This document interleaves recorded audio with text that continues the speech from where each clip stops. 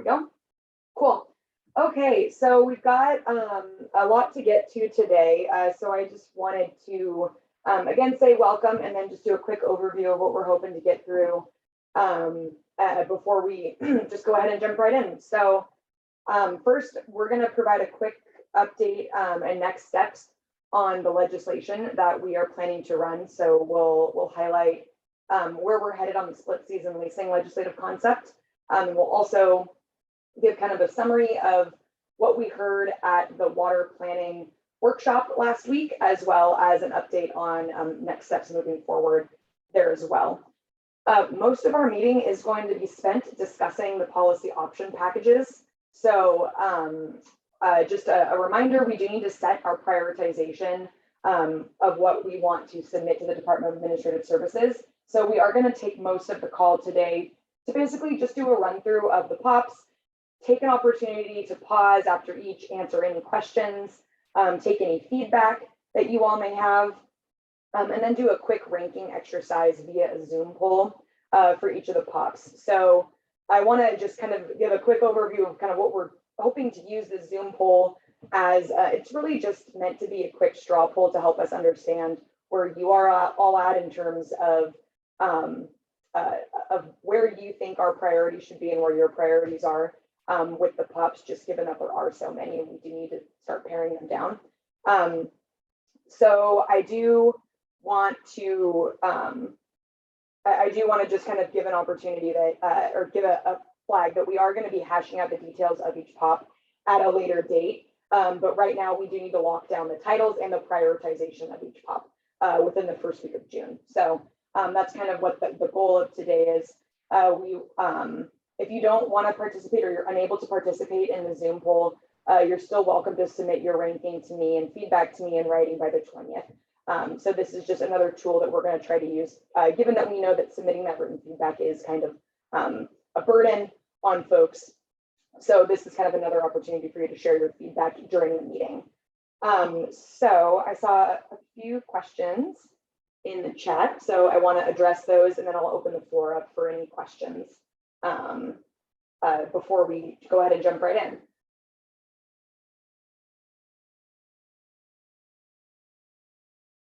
Yeah, great question, Marianne. So for those of you who don't see the chat, Marianne asked that a lot of you all have provided feedback and questions on the POPs already, and there's some questions around basically what we've done with that and what we're doing with that. So great question, Marianne. I'll take a stab at that and I'll see if Tom or Raquel or Danielle want to add anything. So basically, you know, we've been cataloging all of the questions and comments we've received into a spreadsheet. The first iteration of that feedback, we attempted to incorporate into that first massive table of POPs that we all went over, the 26-pager one, I'm sure you all remember. And we do have a spreadsheet that we kind of are looking at kind of all the feedback and then responding to. So we're still kind of trying to clean that up. I think the goal is to get that back out to all of you so you can see what we did with each of the feedback that you provided, and then trying to attempting to answer some of those questions. Marianne, if we have not provided responses to your questions that you've already asked, big apologies there. Please let me know which ones are still outstanding today, and we can attempt to try to get those answered as we run through each of the POPs. So, Brent, where would I have found those answers? You asked them during the meeting, or did you ask them during? I sent you guys like and I'm gonna have it up on my computer, and it was like questions on a lot of the POPs.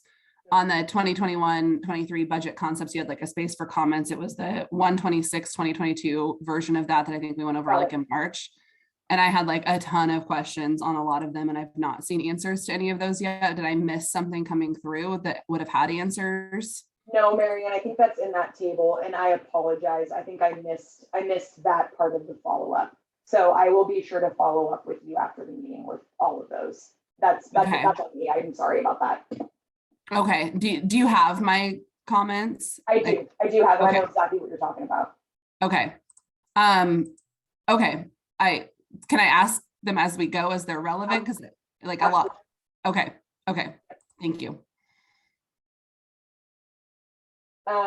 Thank you for that, Marianne. And then Karen, will you be accepting comments on the POPs after this call?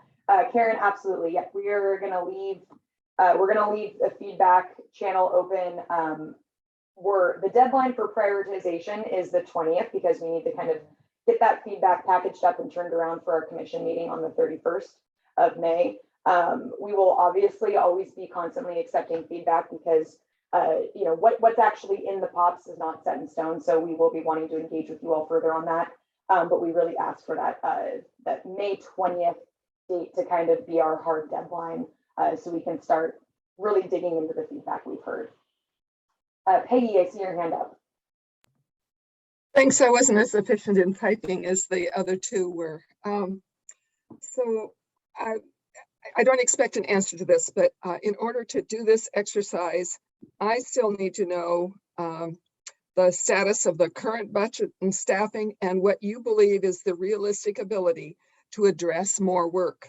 Since we got you lots of people and lots of projects and lots of programs, I'm just concerned with this multi-page POP situation that it's simply not realistic enough. So I don't expect an answer. I just want to make sure I put it on the table.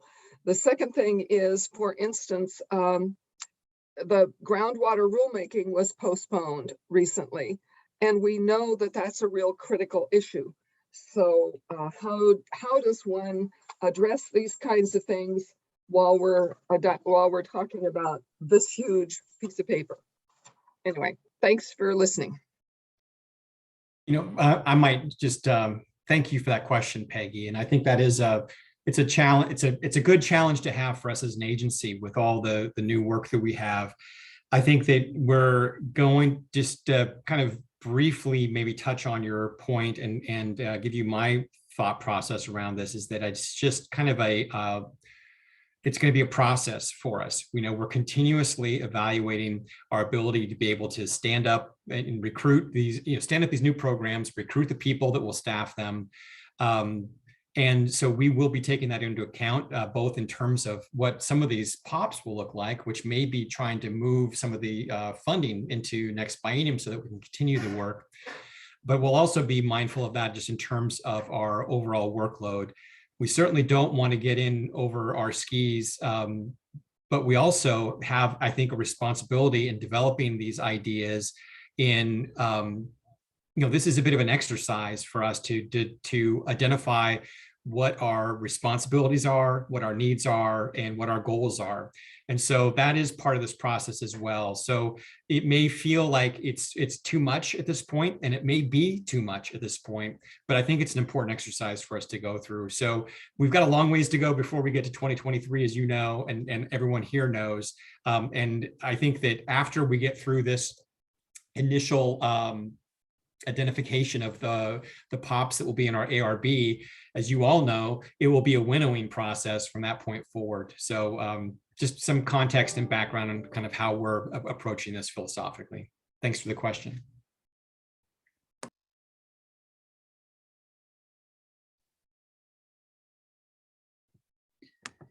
So Bryn, if I just might add one comment, which is, folks, don't hold back on your questions or comments today, okay? So I would encourage them. I appreciate, asking for permission, but we really want you all to, this whole time is really set aside for really being able to dig into some questions and to hear your feedback. We've heard, for some folks, it's a lot of work to do the written feedback. So feel free to get comments out here on the record today.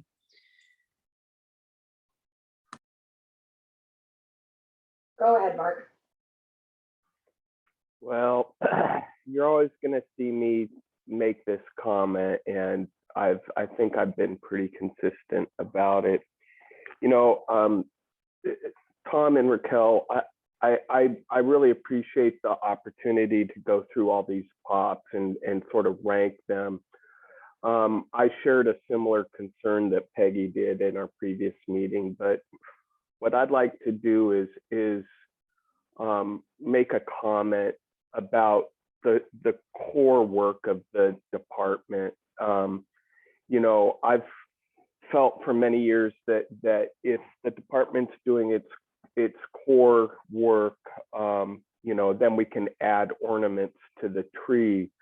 You've got 23, 26 pages of pops here, and I'm a little concerned because we haven't had the opportunity to hear from the department about what you, Tom, and Raquel, and Doug, and Dwight, and the others feel are critical funding to move the department forward. You've thrown out a bunch of, you know, wishes and dreams and options out there, but I find it a little bit difficult to go through this without having a back and forth with the department about, you know, where you feel your weaknesses are, where can we improve sort of the core functions of the department to make the department run more smoothly, so on and so forth. I just find this a real difficult exercise because I don't know where, you know, I can guess where we need to put funding, but without having a real honest, hard discussion with the upper management about where we see opportunities, where we see challenges, I just sort of feel like this is well, I mean, it's a helpful exercise because it gets everybody's dreams and wishes and you know, fairy tales and rainbows on paper, but it really doesn't get to the core challenges and core needs that the management feels are necessary. I have a great deal of respect, admiration, and confidence in you guys in telling us what needs to happen to take the department to the next step, to address issues that you guys know need to be dealt with, but we as stakeholders don't necessarily know. So, you know, I appreciate this process, but I just find that it's not terribly helpful. It certainly may help you guys get a sense for what the stakeholders want, but without a dialogue of challenges and opportunities and where we want the department to go, so forth, I just find this to be not terribly helpful. So thank you. I appreciate this, but I have a hard time with this. Thank you. Hey, Mark, I appreciate your feedback. And, you know, I think it's helpful actually from the standpoint that, you know, the ideas that you see here are not just fanciful ideas that are popped out of thin air. They are tied to our strategic plan. They are tied to the integrated water resources strategy. They are strategic, and they are coming from the experience of our managers and our staff and our leaders within the agency. So your comments, what they suggest to me is that we need to be thinking about a different model, perhaps, in terms of how we can engage with you all as we do this kind of process going forward. Yes, getting your feedback is really important to us, but also we have a responsibility to give you the context of these ideas. And I think that, so your point is well taken, and we'll look for some ways for us to go about that better next time. So I appreciate that feedback. And for all of you on this call, and all of you who have been participating in this, if you have specific ideas, either gaps or confusion around our process, or areas where you think we can improve, please let us know, because we want to make this time useful for you as well as us, and as productive as possible. Tom, if I might follow up on this, I think if you look through these documents, the policy option packages, this is a long list, right? We acknowledge that. And this list is developed through the process of working with managers about what the needs are in their sections.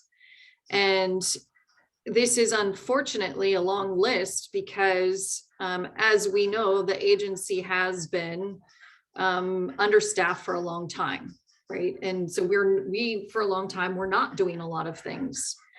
Meanwhile, we have the changing climate, drought conditions that are further exacerbating the challenges that we're seeing around the state.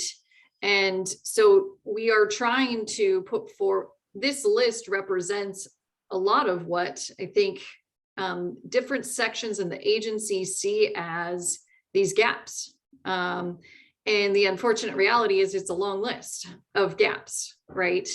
And so we can go through each one of these and talk about, you know, why we're talking about them from a gap standpoint. But as we know, we don't have unlimited resources, right? And this is where we've been for a long time. And I think the difference between what you're seeing now and what was previously done in the past is, for a long time, the agency had this mindset of don't ask for too much, right? Or don't put your needs out there. And so we had much shorter lists of policy option packages. And you may all recall with the 2016 Secretary of State's audit, that audit said, agency, you need to communicate the needs to the legislature. And, you know, our ability to do that is really through the agency request budget, starting this process. But that does mean that the list is really long. And what we've seen, and none of this I know is new to you all. And so I feel like I just feel like I need to still state it, because I look at this list and I'm like, gosh, this is way too many pops as well. And then we go through the process. We were talking internally yesterday, and we go through the process, and a lot of these end up, if we're ranking them, a lot of them end up to be high priorities, right? And we're still trying to sort through, well, gosh, there's so many gaps, and really we still need to do the narrowing process. So that's one of the challenges that this agency has perpetually faced and continues to face. And that's why it's so important to hear from all of you in terms of priorities as well, because we see, you know, the gaps, and these are all gaps that we've listed here. And at the same time, we know we're not going to get probably most of these, you know, as we see in normal sessions. So that's where us putting this out here is really a way to signal, you know, areas that we are seeing gaps. And unfortunately, the list of gaps is very long at the end of the day. So I hope that provides some helpful context here. I'll also note, Peggy, to your point, with the additional resources that we received during 2021, we also received additional workload. And so that has not necessarily provided us with this feeling of, hey, we got resources and we don't feel like we're understaffed anymore. In fact, I think in some respects it has done the opposite because of the additional workloads, and because we're in this era now of really water scarcity, and trying to manage through that. Something as important as water is, it's going to take more resources in the long term. So sorry, that was a long monologue. That these are really good points that you're all making, and we feel the same. And then we're now in that difficult phase of needing to really start to winnow things down. Bryn, I'm going to turn it back to you. Yeah, it looks like Jeff's got his hand up, as well as April. Well, there's, as I said in the chat, there's 535 million reasons to care. That also means there's probably 2 billion opinions about how that money should be spent. And, you know, I think that it was a sign of faith, but it's also a briar patch, Mr. Director, to when you get that kind of money to level set and set the department up in a construct that you're using money right now that's not going to be available in 2 years, because that type of federal infusion is just not dependable. It's not an income stream. So how do you then level set that? To Mark's point about, doing the core functions of the department, you've heard me say that. I think that is true. I think you did a good job of identifying where the shortcomings of the department were, and with proper investment, what would that look like? I think what would be, for me, I'm a visual person. So I just can't put it in my head, kind of the Gantt chart of what this looks like.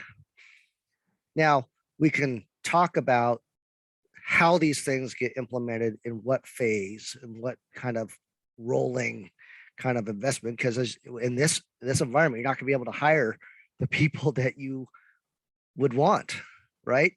Or need. So while I think context is really important, and I think that's part of what you're hearing from at least a couple of the stakeholders, I would also submit that those were the stakeholders that were very much advocates for the funding.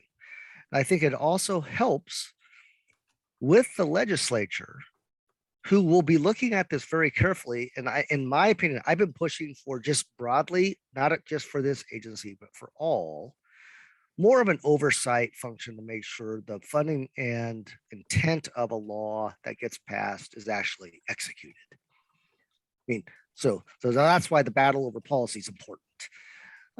But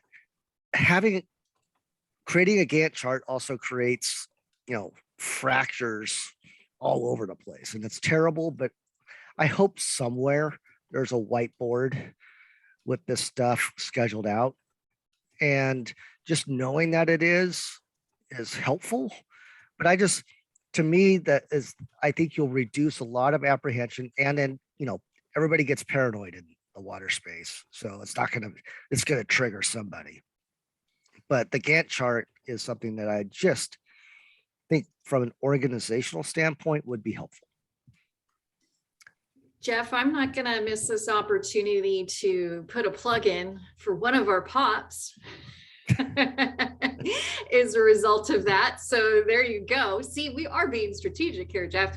I promise. So I don't have the pop in front of me, but there is one in there that is, it's a strategic projects coordinator position, kind of a portfolio management position, and then a project manager position.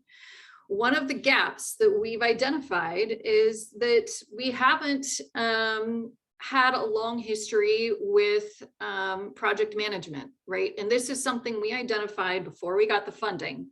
So this was identified during our strategic plan process, and as part of that 2019 strategic plan, we really recognized that we needed to invest in project management and portfolio management.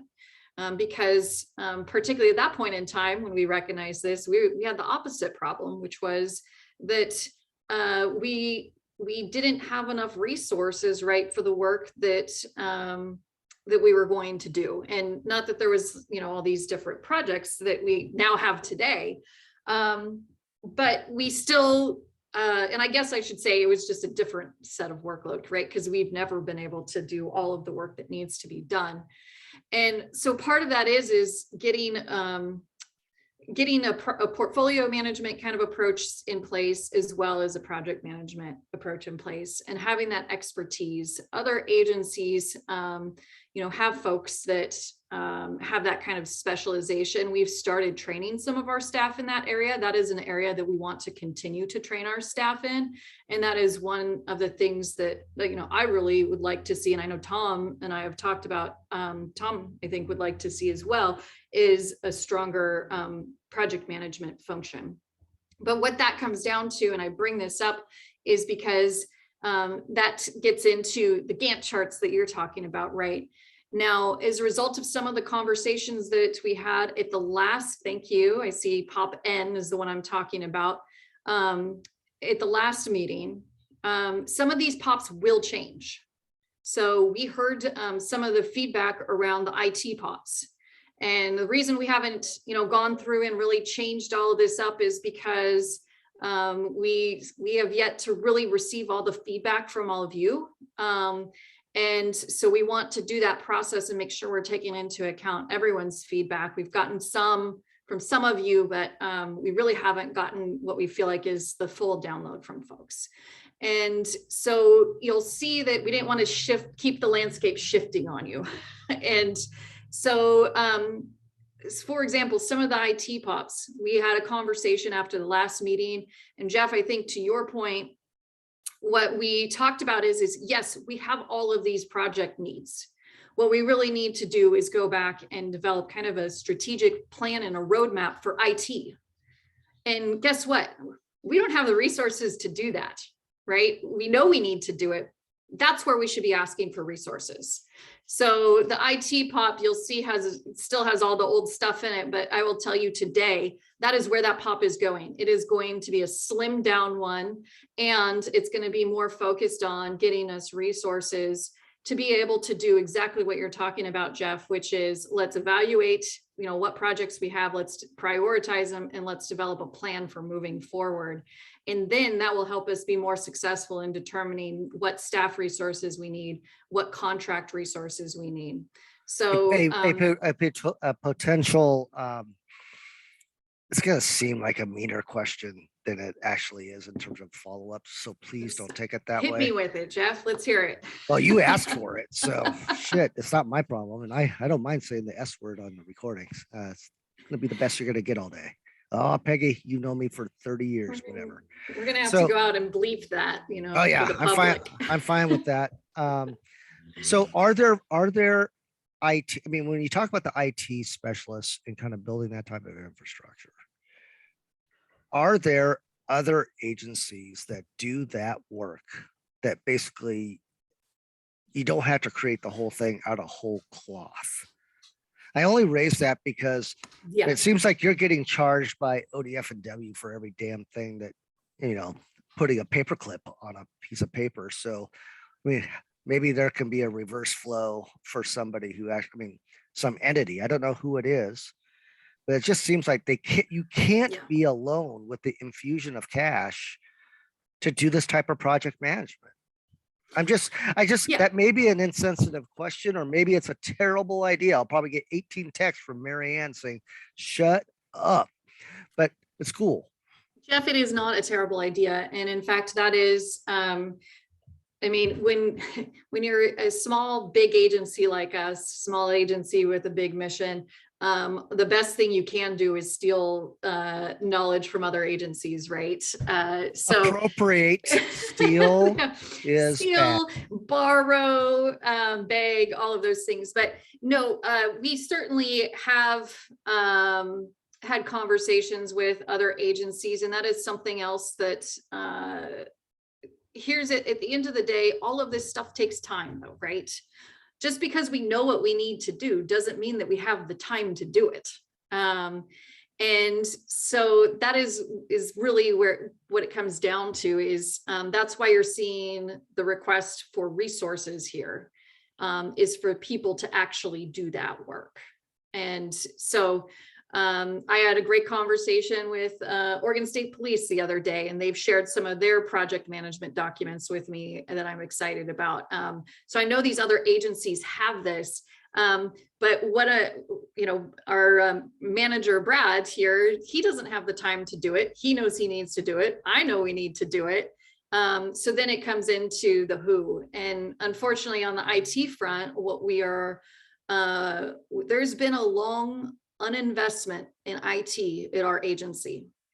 And it really, when Brad came on, it was to the point where we were doing a lot of Band-Aids. And so we're getting a bit out of that Band-Aid phase, but we're not out of it yet, right? And so that's why you see this pop that is one of our bigger pops was IT, is because like we need investment there, because it's not just about doing the Band-Aids. IT is really what is going to help us with modernization and take us into the future. And we need it for data, right? All of these things where we're talking about, well, the public can't access the data. Well, guess how you're going to make the public access the data? Yes, you need the folks collecting it. You need the folks that are putting it in, but you also need the folks that are actually not just creating the databases, but managing them. And so that's why we need to start talking about IT, because for a while we were cutting IT staff. right? When we were in that budget cuts era, and then we didn't add more on. And now we're kind of just up to, I don't even know that we're up to the level that we were at previously. Brad, you'd have to chime in there because I think you've done more research. So sorry, I hope that is helpful, Jeff. Yes, I would like to utilize the knowledge of other agencies. But the reality is we get the documents, we get the information, and then it's like, okay, that's stacked on top of people that don't have room for that. April.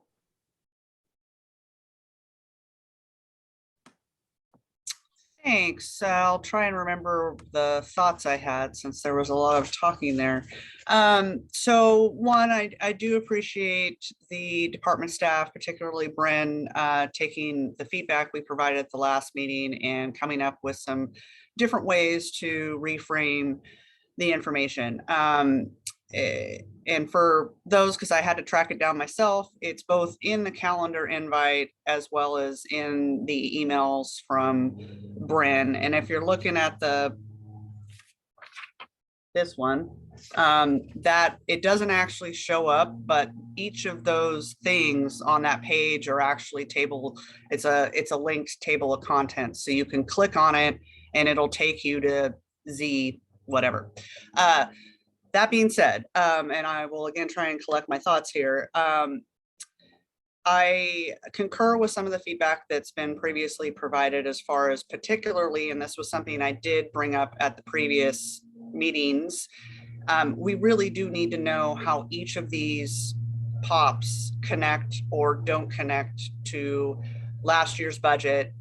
And by that, I mean, not only the previous budget, but also any special session funding, ARPA funding, and those types of things. There are some references in here, but it doesn't necessarily give you the direct connection for us to be able to both understand how this new POP will help support, build, add upon previous work, as well as for those of us who have interests in specific POPs moving forward, for our ability to advocate on your behalf, we need to be able to make that case, because otherwise the legislature, which is going to be 50% probably new people or pretty new people, they're not going to understand what you were just talking about, Raquel, as far as the underfunded agency. They're going to look at the huge amount of money that was given out. And then they're also going to be like, well, have you hired all these people? And have you done these things? And I'm going to guess that right now, most of those answers are going to be no. And that's not going to work out very well for these different things.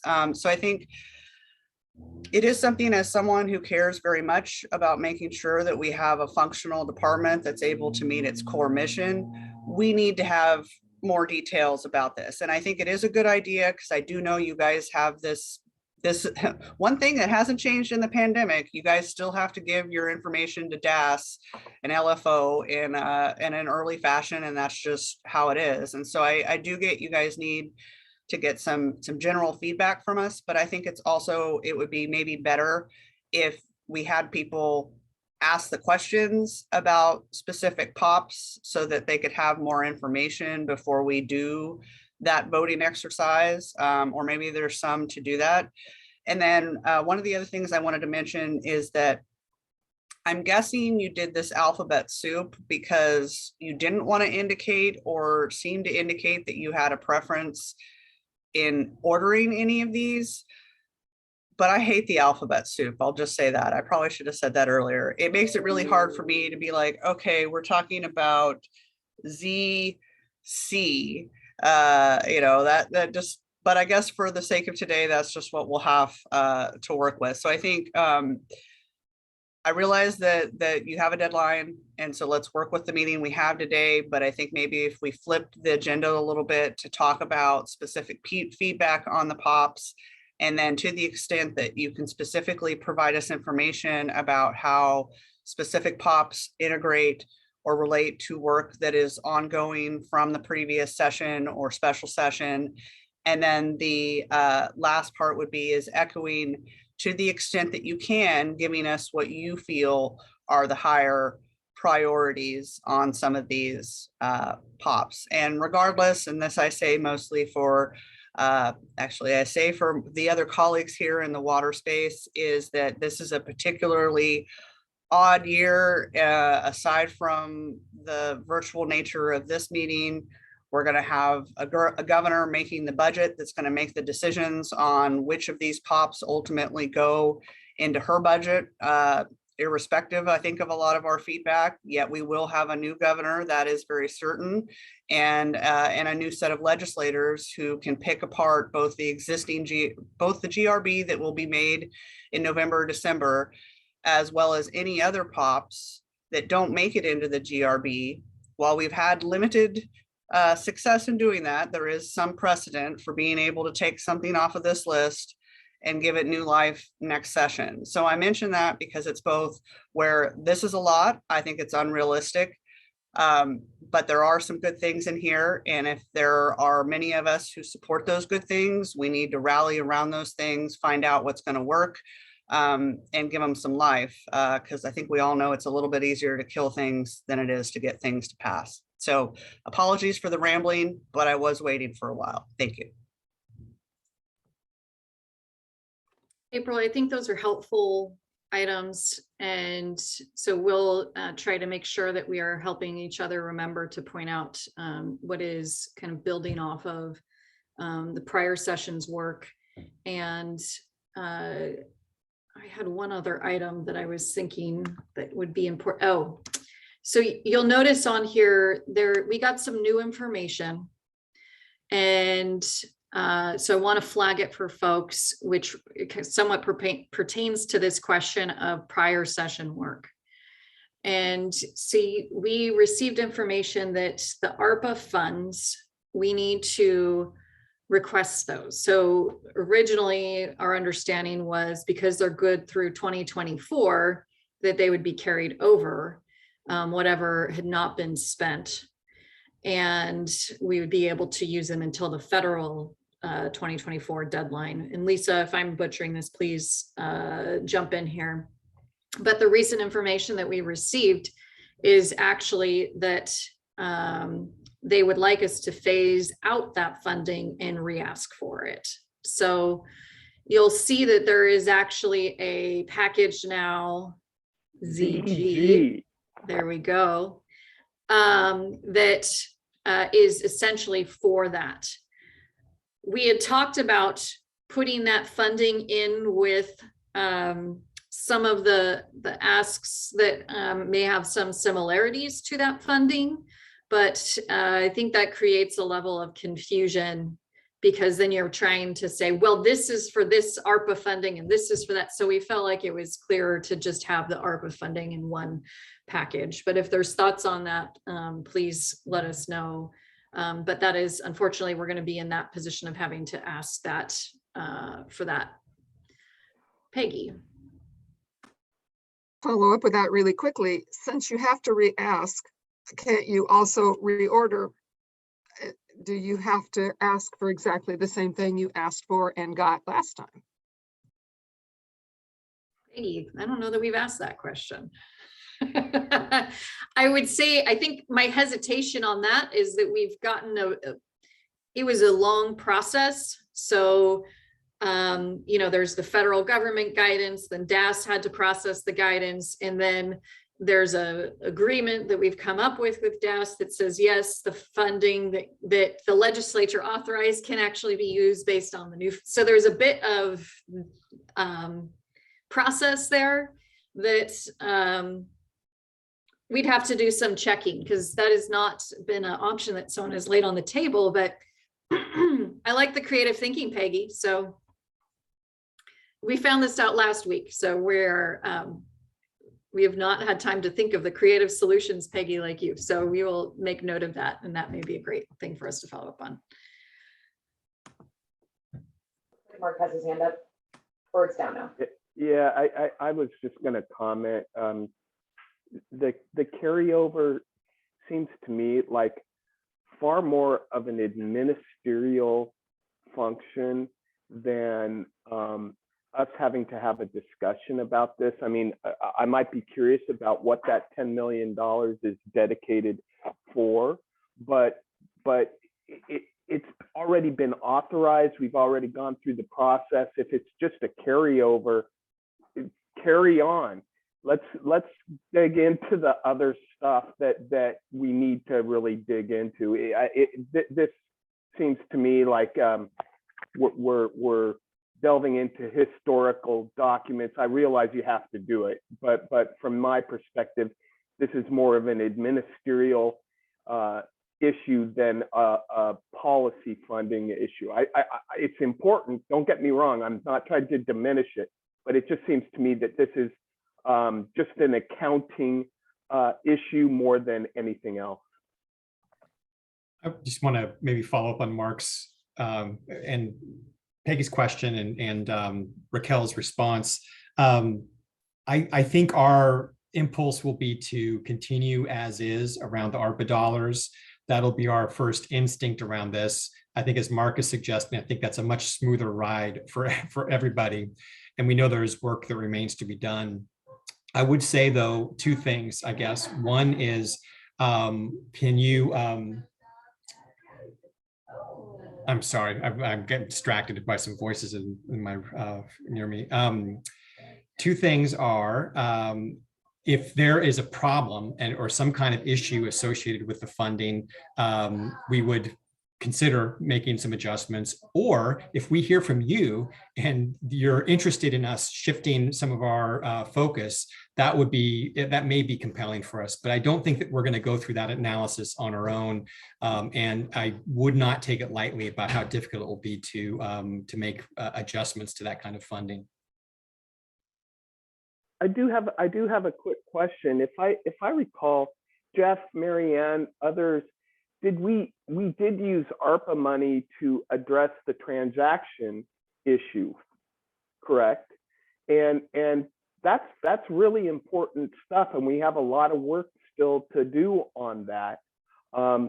So again, I don't want to diminish the importance of that money, but at the same time, it seems to me that we've already sort of spoken for that money, or that money is already spoken for, and this is just a function of carrying it over to the next budget, right? Maybe there are some new opportunities, as Peggy suggested, but I don't think we should be spending terribly much time on this particular topic. So I think we should move on, and we will see. I think at the end of the day, right, if there is, that's the legislature can make decisions on the funding source, right? And so I think that will be part of the conversation if they are deciding to reallocate our ARPA funding or not. But we need to at least put the carryover in there. And we certainly will do a little bit more digging to see if there is an interest in, or if the legislature may be actually reallocating that. So I think that gets at both of what Mark is saying and at what Peggy's saying. Bryn, back to you. Great. Great discussion, everybody. I'm going to suggest that I'm going to take April's suggestion and maybe flip the agenda, and we'll just dive right into the POPs to make sure that we have adequate time to discuss those. And then we'll finish up with however much time we have with an update on legislative concepts and where we're at. Does anyone have any issues with that approach? Perfect. All right. So I'm going to go ahead and share my screen with y'all. Basically what the plan for today is that we're going to do is just kind of reiterate really high level what's in each POP, with nothing more than really just kind of the title and what's in it. And then I'll likely call on the manager whose POP this is to address any questions that we may have been asked. And then we'll pause for feedback, discussion, any questions before I launch a Zoom poll. So we'll basically do 3 to 4 POPs at a time, just for efficiency's sake. And so again, as I mentioned, the main goal of this discussion right now is to answer your questions and get your feedback. So please, any and all questions are welcome. And if we'll be sure to log all of those if we're unable to answer any questions at this point today. So as I mentioned, we're going to do 3 to 4 pops at a time. And after we do questions and comments, I'll launch a Zoom poll and you'll be asked to rank pops high, medium, or low. The screen should just pop up. You should be able to see it on your screen and you can just click really quickly through and then hit submit. I'm planning to leave the survey open for about 30 seconds, but I'll be able to adjust that based on how long it's taking folks to provide that feedback and provide their rankings. And so just again, the goal is just to get a quick Zoom poll and a general idea of where all of you are at. Again, if you're unable to participate or if you'd rather just sit back and watch, totally fine. You can still submit your comments in writing and your rankings in writing. And I will just flag that those of you who have already submitted your comments in writing, I will take those written comments as priority, even if you do participate today, unless you tell me otherwise, as today might clear some things up and clarify things for you. So just keep that in mind as we kind of work through this today. Peggy. I want to know if the questions are priority 1, 2, 3, or no comment, or I mean, is there something besides selecting a number? Yeah, so we've got high, medium, low, and then no priority listed. And Peggy, for, if you have additional comments, that's where that written worksheet comes in. Or you can provide verbal comments today. So whatever format works for folks, but we do have a lot of pops, so we'll just try to keep track of that time. Kimberly. Yeah, I just want to say this out loud. I think someone said this in the 21-23 stakeholder meeting, but there are certain pops that are really critical to the Water Resources Department, but may not be priorities for any one stakeholder. So I just, I guess I would just encourage the department to, I'm not quite sure how to say, stick up for your own pops, regardless of what the stakeholders rank them. So just wanted to say that out loud. Kimberly, I appreciate that. Yes, we do that every year. I think our IT pop was one of the ones that ranked low the last time around, and we said, no, this is a priority. I think along with some of our HR or fiscal ones. So the ones that tend to be that underlying foundation, not the stuff that, obviously that we know more about, like the internal functions and where those foundational ones are versus some of these other ones that are more about like a policy that needs to get funded, right? So we certainly keep that in mind. And yes, we have our own process to make sure that we're not dropping those ones out of the process. But that may also be why if you see one that everybody else ranks low and you see it very high on our list, then internally we're like, nope, we need this. So that does happen occasionally. Go ahead, Mark. Yeah, no, I just wanted to echo Kimberly's point. I think I tried to make that point very probably unsuccessfully previously, but I really do have want to rely on the department to make some of these decisions, because you guys live and breathe this every single day. We don't. You understand what's going on internally. For the most part, I would say that we generally don't. So I really do agree with that point, Kimberly, and thank you for making it far more pointedly than I did. Great, thank you. All right, so let's just go ahead and dive right in. So we're going to start with POPs A, C, and D. So as a reminder, POP A is our Adapting to Climate Change and Drought POP. So this one's about 1.48 million with 6 FTE to focus on drought coordination, drought response, improving our in-stream programs, promoting conservation, identifying potential vulnerable systems, and working on resiliency, artificial storage and recovery, as well as artificial recharge projects are also looped into this one. So I'll just pause there. I see Marianne's hand go up. Before I move to Mary Ann. Raquel, this is your pop. Do you want to add anything to it? No, I want to see what Marianne's questions are. Perfect. Go for it, Mary Ann. Okay, and you're gonna move through them. So I have questions on A and D, but I should just ask A right now, right? Yeah, Bryn, why don't you go ahead and describe C and D, and then we Okay. can open up for questions or comments on On all the three of set. them at Okay. once. That Great. probably is faster. Yeah, thanks, Mary Ann. All right, and then so I'll just jump down to C, which is our studying springs in the Deschutes groundwater study area. This package has one FTE and is priced at approximately $235,000 to provide staffing for us to engage with ODFW and DEQ and stakeholders to identify springs around the Deschutes groundwater study area to study. POP D is the facilitating collaboration and data to improve understanding of Lake Aber challenges. This one is still pretty rough. We've got several ideas floating around, primarily focused around monitoring and data. So we are still working to kind of float these ideas with the community and kind of hash that out, because as you can see in the table, it's still pretty rough. But with that, I'll pause. Mary Ann, you can ask whatever questions you have, and then I'll also look to our managers to help respond to any questions that we receive.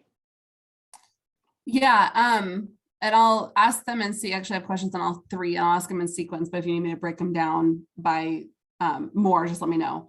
For POP A, I noticed there's a provision around, that ordinarily y'all have relied on third parties to do in-stream stream flow restoration efforts, and looking like adding an in-stream coordinator seemingly. And my question is, it feels, you're right that that's something the department has not done before and something that third-party groups have done.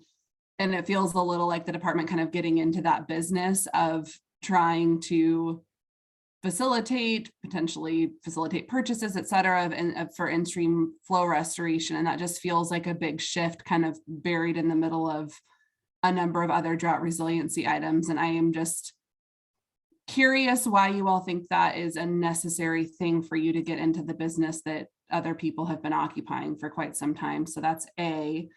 On C, I know that there's been, ongoing discussions about the need for a complex basin coordinator, et cetera.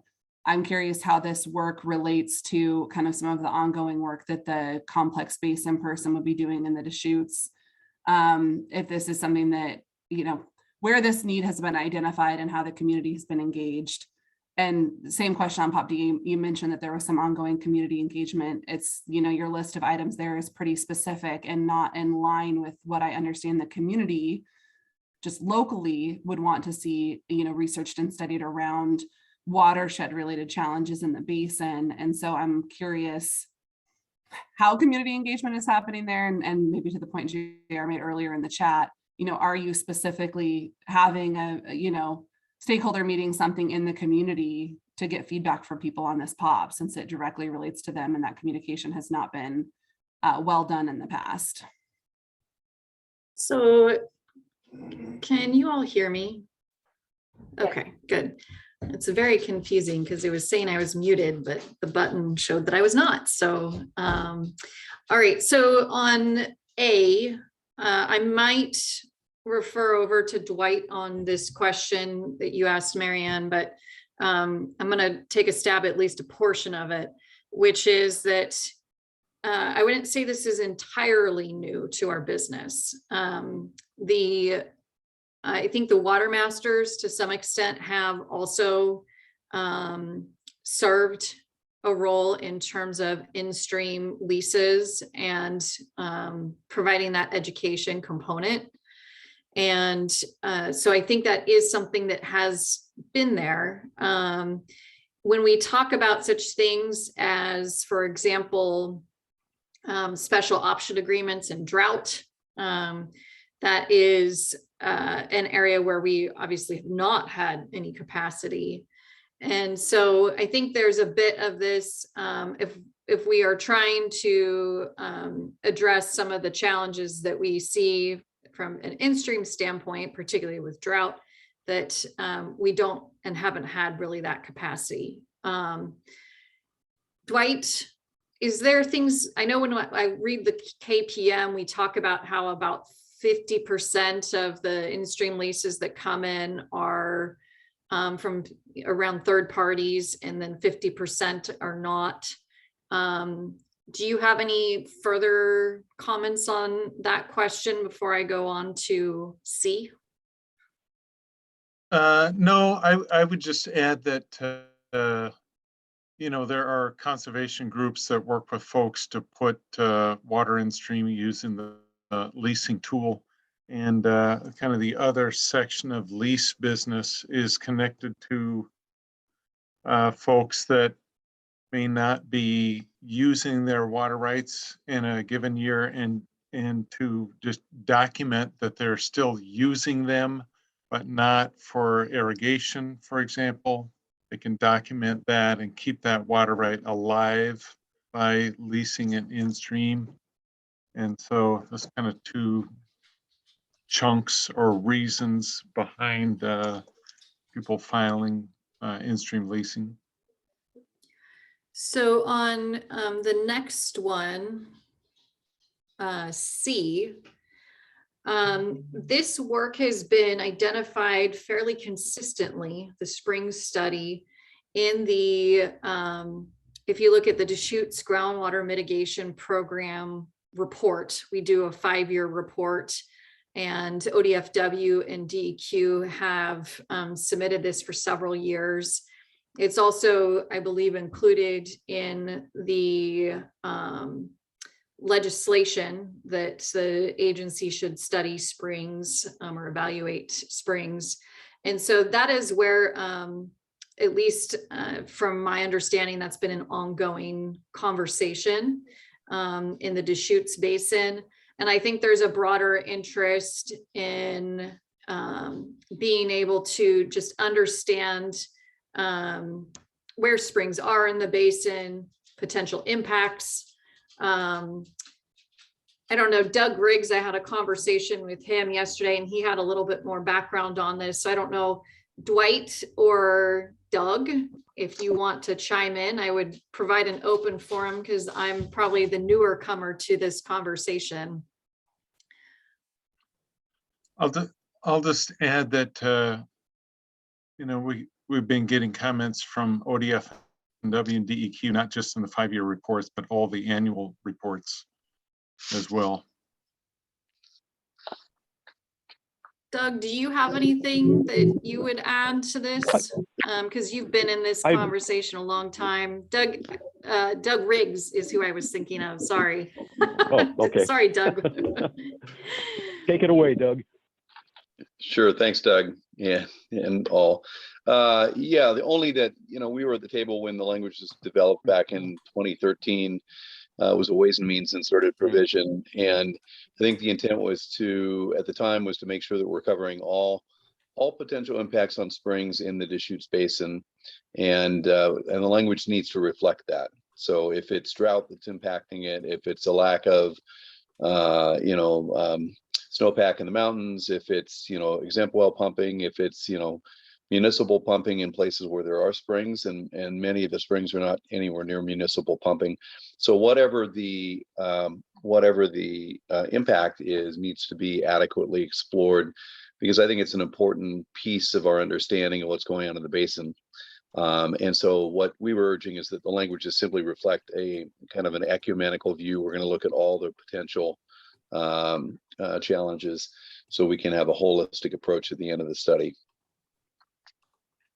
I don't know. I'm sure there's other folks that have been involved in the Deschutes Basin for a long period of time that can provide additional background on this. But this, I think, my understanding is this has been an ongoing discussion in the basin. And certainly it's reflected in our 5-year reports that it's been ongoing.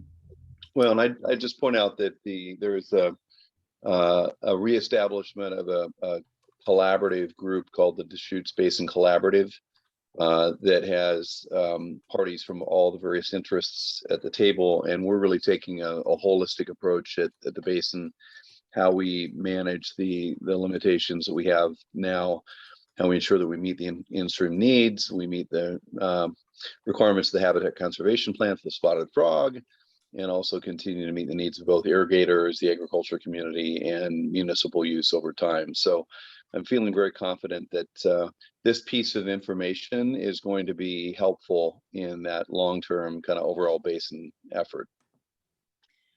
And then for item D,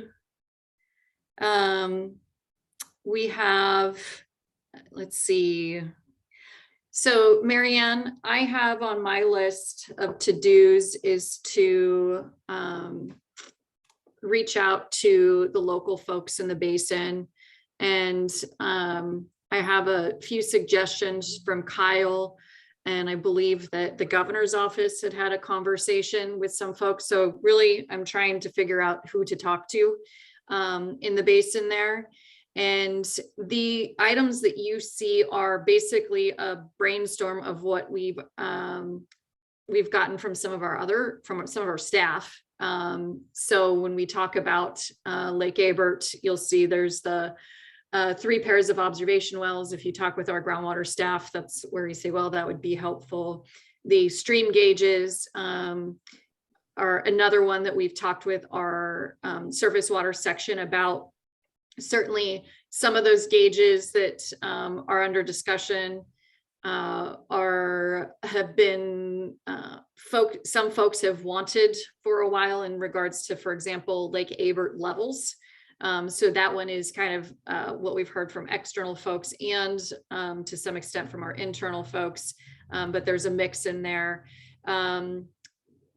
Same with the measurements of springs and seeps. I think that came from our staff as well. The assistant water masters to collect the data and increase water measurement in the area. We've heard some interest from some folks about water measurement, but certainly we need the capacity there. So thank you, Marianne. I see what's coming through. And then also when we talk about the basin internally, really, if there's an interest in, we would like to better understand if there's work done in the basin, for example, to restore in-stream flows. Does that, and to what extent does that impact lake levels? Because if you look at the hydrology of the basin, right, there was the old Shiwakan Marsh, and I probably say that differently than other folks do. I've heard it said many different ways, so I apologize if I'm saying that one wrong. But so there's the historic Shiwakan Marsh, and then there's, you know, the development of agriculture. And so to what extent does that evaporative loss have similarities, and, you know, to what extent is that above and beyond that? And then you combine the climate impacts that we've seen and the increased evaporative loss. And so really the question then it comes down to is what is the water balance of any actions that you would be doing in the basin? So that's the question that comes up when we talk about it. But certainly from our standpoint, I think if there's additional work done, so that gives you some examples. The one that I would point towards that we added, Marianne, as a result of, so some of our staff did go down to the basin for a tour that was set up in March or April. I unfortunately was not able to go, but I'm trying to get out to the basin soon here. But is the Snowtail station. So we've heard from the local folks that they would like a Snowtail station that is specific to that basin as opposed to using comparative stations. So I know that one has specifically come from our discussions with folks in the basin. But to your point, we have not had this conversation and for various reasons that I can talk, but I would like to move forward with having that conversation with some of the local folks as well. So some of these items we may be able to fund with this biennium. So some of the stream gauges may come off, for example. But in regards to, I think there was another question about how this ties to the complex issues. So the complex issues folks, I would see are the people that are really developing those relationships with basins. able to really dig in, pull people together, and be able to have those conversations with the basin. And that, of course, we have not had that capacity across the state for these really complicated issues. We've now added for the Deschutes and kind of the Willamette areas of the state.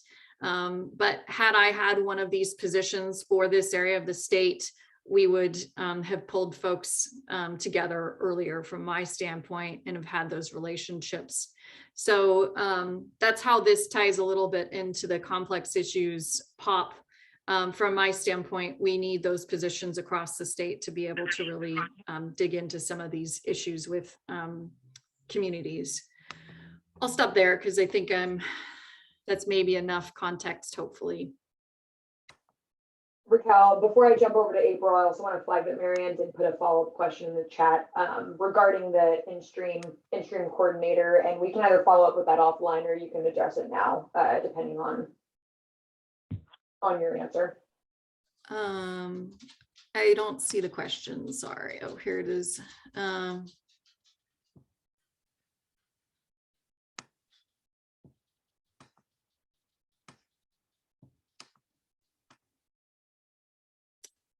So would the department be proactively looking for people to lease rights in stream?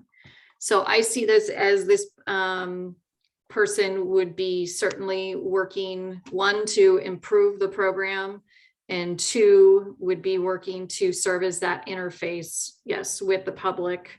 Some of the third-party organizations do not work they don't necessarily work across the entire state. So I think there's certainly gaps there.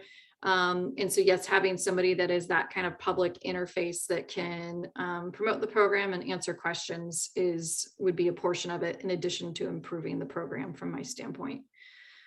April. So while we're on this set of particular POPs, one of the questions I had, and this relates both to A and C, is so in regards to, well, I will say the tour that the folks locally in Lake Abert had was really phenomenal, and I think it was really valuable for all the folks that are out there. Ivan and Kyle were both there from department staff. As someone who's with a statewide organization, my focus and priority in knowing that all of these things aren't going to get funded is focusing on the ones that will provide the greatest statewide benefit and ensure that the department can carry out its core functions. When there are POPs that are local or regional in nature, we're happy to support those when the local interests are asking for those POPs. So with that said, I'm not sure that the POP B is something that the local folks are asking for, but that's something I'll leave as a question that does not need to be answered. The question I do have regarding what is in some of POP D is in relation to the Snowtell sites. You also have a H, which relates to Open ET, the Agromet Network, and Snowtell. If you were to get both POPs, how would that integrate together? And wouldn't it make more sense to be looking at a statewide approach of identifying where we need more Snowtell sites, for example, and focusing in on those areas? The other related question, which you could leave to later, is also on H, which is related to Open ET. There's existing funding that you guys have from last year, and I think it would be helpful to know, is this expanding on this? Is this new funding? Those types of things. And then also on letter A, where we're looking at different things to help us adapt to climate change and drought. How does A relate to the December special session funding, where the department received funding for a drought assessment? So I'm hoping those made sense. I'm trying to look back and forth between multiple spreadsheets, but those are some of the questions I have for these initial pops, and again, going back to how do these things relate to existing funding that is ongoing, as well as how do they integrate with one another. Thank you. Thank you, April. That is a great questions there. So I will note on the Lake Abert one, these, I agree, some of these can be pulled out into statewide pops. We have kept them together at this point from the standpoint of trying to identify potential needs in this basin, given some of the heightened interest in this basin. To your point, though, the Snowtail site, for example, could certainly go into the statewide POP package related to snowtails. So this package is going to require refinement, and we put the ideas out there in order to start to get feedback. But some of these things, I think a question is whether we have a package that's specific or whether we end up having a package that is less specific. So I think certainly to your point, yes, that is the case in regards to what you are discussing there. I think one of the, some of these items may be a little bit more specific to the lake. For example, the water balancer decision support tool, if we were to proceed with that, that may be a more specific request than something that would go into a statewide package, unless of course we were to, well, I wouldn't want to say that we would bring it up a level. So yeah, so that one would probably be one of those ones. To your point, the funding for engagement certainly could be a part of that statewide facilitation funding. And then, so I agree with that comment there. In regards to your question about Open ET, well, I'm going to go to the drought vulnerability assessment first, and then we'll go to Open ET, as I might need Rachel to help me on that one. But with the drought vulnerability assessment, I think the piece to note is that, so that will be looking at really around where we are seeing vulnerabilities to drought in the state, including, you know, small water systems, communities, likely a roll up in regards to agriculture and in stream. And this is more specific. Certainly the resources here, particularly the drought coordinator position that is in here, and the small water systems position would be able to utilize that information to then hone in on moving forward with solutions. And so that's how that one would tie into this. And in regards to Open ET, the funding that we received in House Bill 2018, I want to say it was, so the 2021 session, that was for funding that essentially would get us up through the data up through, I think, 2020. And that was not ongoing support, is my recollection. And so Rachel, please step in if I am misremembering this. There was funding then during the 2021 December special session that would have been the going forward funding for Open ET. As you all may recall, during one of our prior meetings, we had noted that there was concerns about Open ET being tied to a regulatory package. So we are proceeding with essentially requesting that the e-board repurpose that funding and saying that we will go back in 2023 to request the ongoing funding, because of the way the special session came together. There really was no process involved for people to be able to weigh in on our package, because it developed much later than some of the other stuff. And so we were really developing the package that week before the session.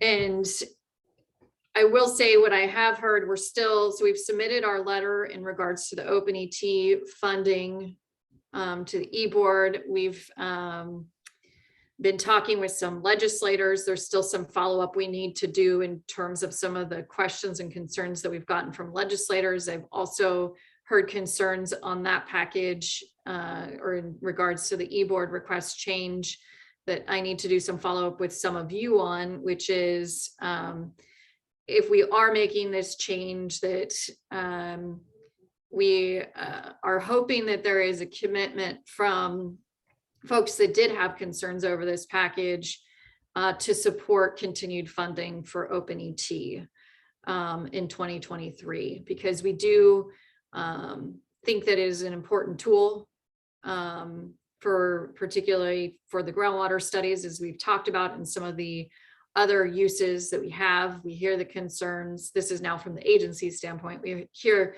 the concerns around the regulation piece. But we really hope that this does not result in, we really would like support for the tool for all these other uses that we've talked about and that we think folks have supported in the past to keep that program going. So that'll be a conversation that I'll be reaching out to some of you on more detail this week in regards to that e-board request, since we are hearing a few concerns on that. So Rachel, did I get all of those points correct?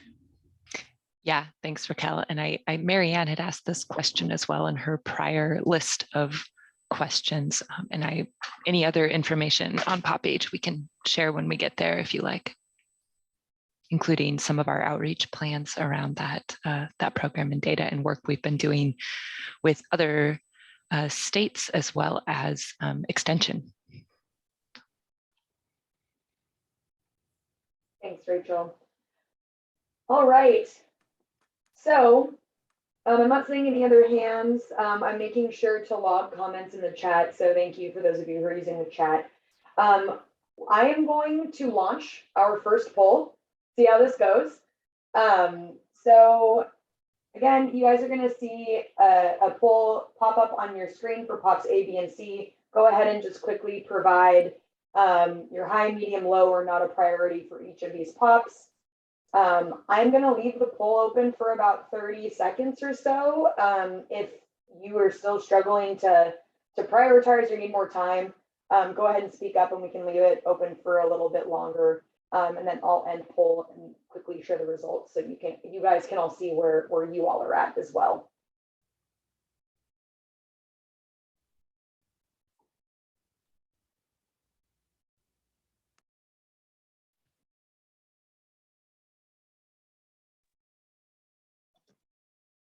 Hey, Bryn. Oh, yeah. I don't know if it's just me, but oh wait, there you go. Never mind. I couldn't get down to the bottom one. Never mind. Yeah, and thank you for the reminder, Kim. You all will need to scroll down to see all 3 questions and then answer all the questions to hit submit. And the poll evidently doesn't allow you to submit if you don't want to answer some of them. There is no choice that says that you don't want to answer. Mm-hmm.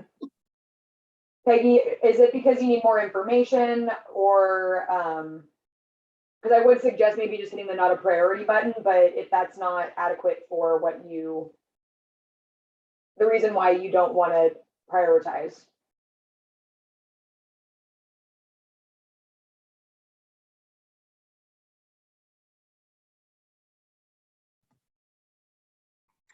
Well, what I was getting at is that I really only want to focus on those things that I really want to focus on. And that doesn't mean that they might be a priority at some point, but I just think there ought to be a 4th choice, a 5th choice.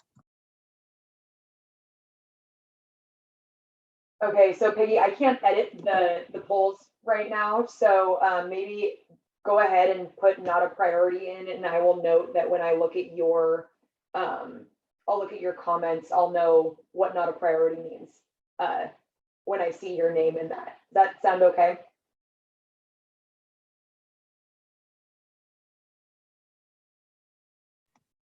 Yeah, I'll just send my comment. I selected something and I'll just send in my comments later. Perfect. All right, thanks, Peggy. Sorry about that. All right, folks, I'm gonna go ahead and close the poll. And then I'll share the results really quickly so you all can kind of see where everyone landed.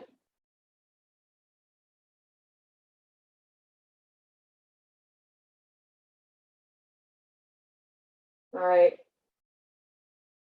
And I will share these out after the meeting with you all as well if you're curious. So don't worry about furiously copying down what all of the rankings were. I'll be sharing that out. Hey, Bren, I know you said this. Do you see who voted, or do we still need to return the worksheet if we do the polls? Great question, Marianne. So I will be able to download the results after that. Will have basically whatever your Zoom name is. So it'll say Marianne Cooper next to it. So if you don't want to do follow up, this can serve as your ranking. So I'll have that. Okay. I'll probably still have some follow up, but I just wanted to know because I might not do all of them if you already have my rankings here. Perfect. Yeah, and I did not say that, so thank you for asking. And here's a little hint, folks. On the written one, we requested that you have 10 high, 10, no more than 10 high, no more than 10 medium. On this one, we haven't set any parameters. So if you were struggling with that, then here you go. Here's your free for all. All right. We're gonna pop over to the next set. This is gonna be the largest group of pops. I just grouped them together because it was kind of weird to not. So we're gonna cover pops E, G, H, and B quickly. So pop E is our improving data accuracy and availability pop. So this is basically just a package to allow us to start the process of cleaning up data. This can include cleaning up legacy well report data in the well report information system, assigning unique identifiers to well reports, groundwater studies, DEQ water quality assessments, basically trying to homogenize and kind of solidify all that data. And then additionally, there's also some funding in here to help with field staff verifying old points of diversions and well log location data. So there were a few questions about how this relates to Senate Bill 1602, which is the legislation passed a few years ago around the Forest Practices Act. And we were called out in that legislation specifically to provide POD information for pesticide spray buffers. So this is work that will help us be able to help ODF further implement that piece of legislation. So I just wanted to flag that. This one's priced roughly at 1.76 million with 6 FTE. POP G is updating and maintaining surface water availability models. This package will help us update the statewide availability model over a 6-year period to deliver more accurate and up-to-date seasonal and monthly water budgets throughout the state. So this one is priced at a total $4 million roughly with 14 FTE, and then $700,000 within that 4 million for the replacement and purchase of new stream gauges, and then replacement of stream gauges as well. POP H, we talked about briefly. This is sort of water supply monitoring and the federal match dollars associated with those. So this package includes the ongoing cost match required for open ET. So that's ongoing dollars, not the funding that we've already received to kind of bring the data up to present. The ongoing dollars for 10 to 20 agromet stations across the state, and then 5 SNOTEL sites across the state as well. So this one's priced at about $550,000, with open ET coming in for that biennial cost match at $475,000. The agromet being priced at roughly $24,000, and then $50K for the SNOTEL stations. And then POP B is the improving water management and assessing levees. So this proposal basically reclasses a variety of NRS 3 water masters up to NRS 4s. It also increases the number of water masters and assistant water masters in strategic basins across the state, and then adds a principal executive manager for the Klamath Lake County region. And it also, this package also lumps in some of the assessing levies work, which includes funding for one engineer to basically inventory and inspect levies that pose a risk to people or property across the state, and then reclasses our professional engineer 1 to a dam safety engineer 2. And that one's priced at roughly 5.3 million with 18 FTE associated with it. So I know I went quickly through that. That was a lot of information. I saw the chat blowing up, and I also see Raquel's hand up. So go ahead, Raquel. Okay, I'm going to note that we are getting the information in the chat. So Phil, your comment is noted, as well as Kimberly's.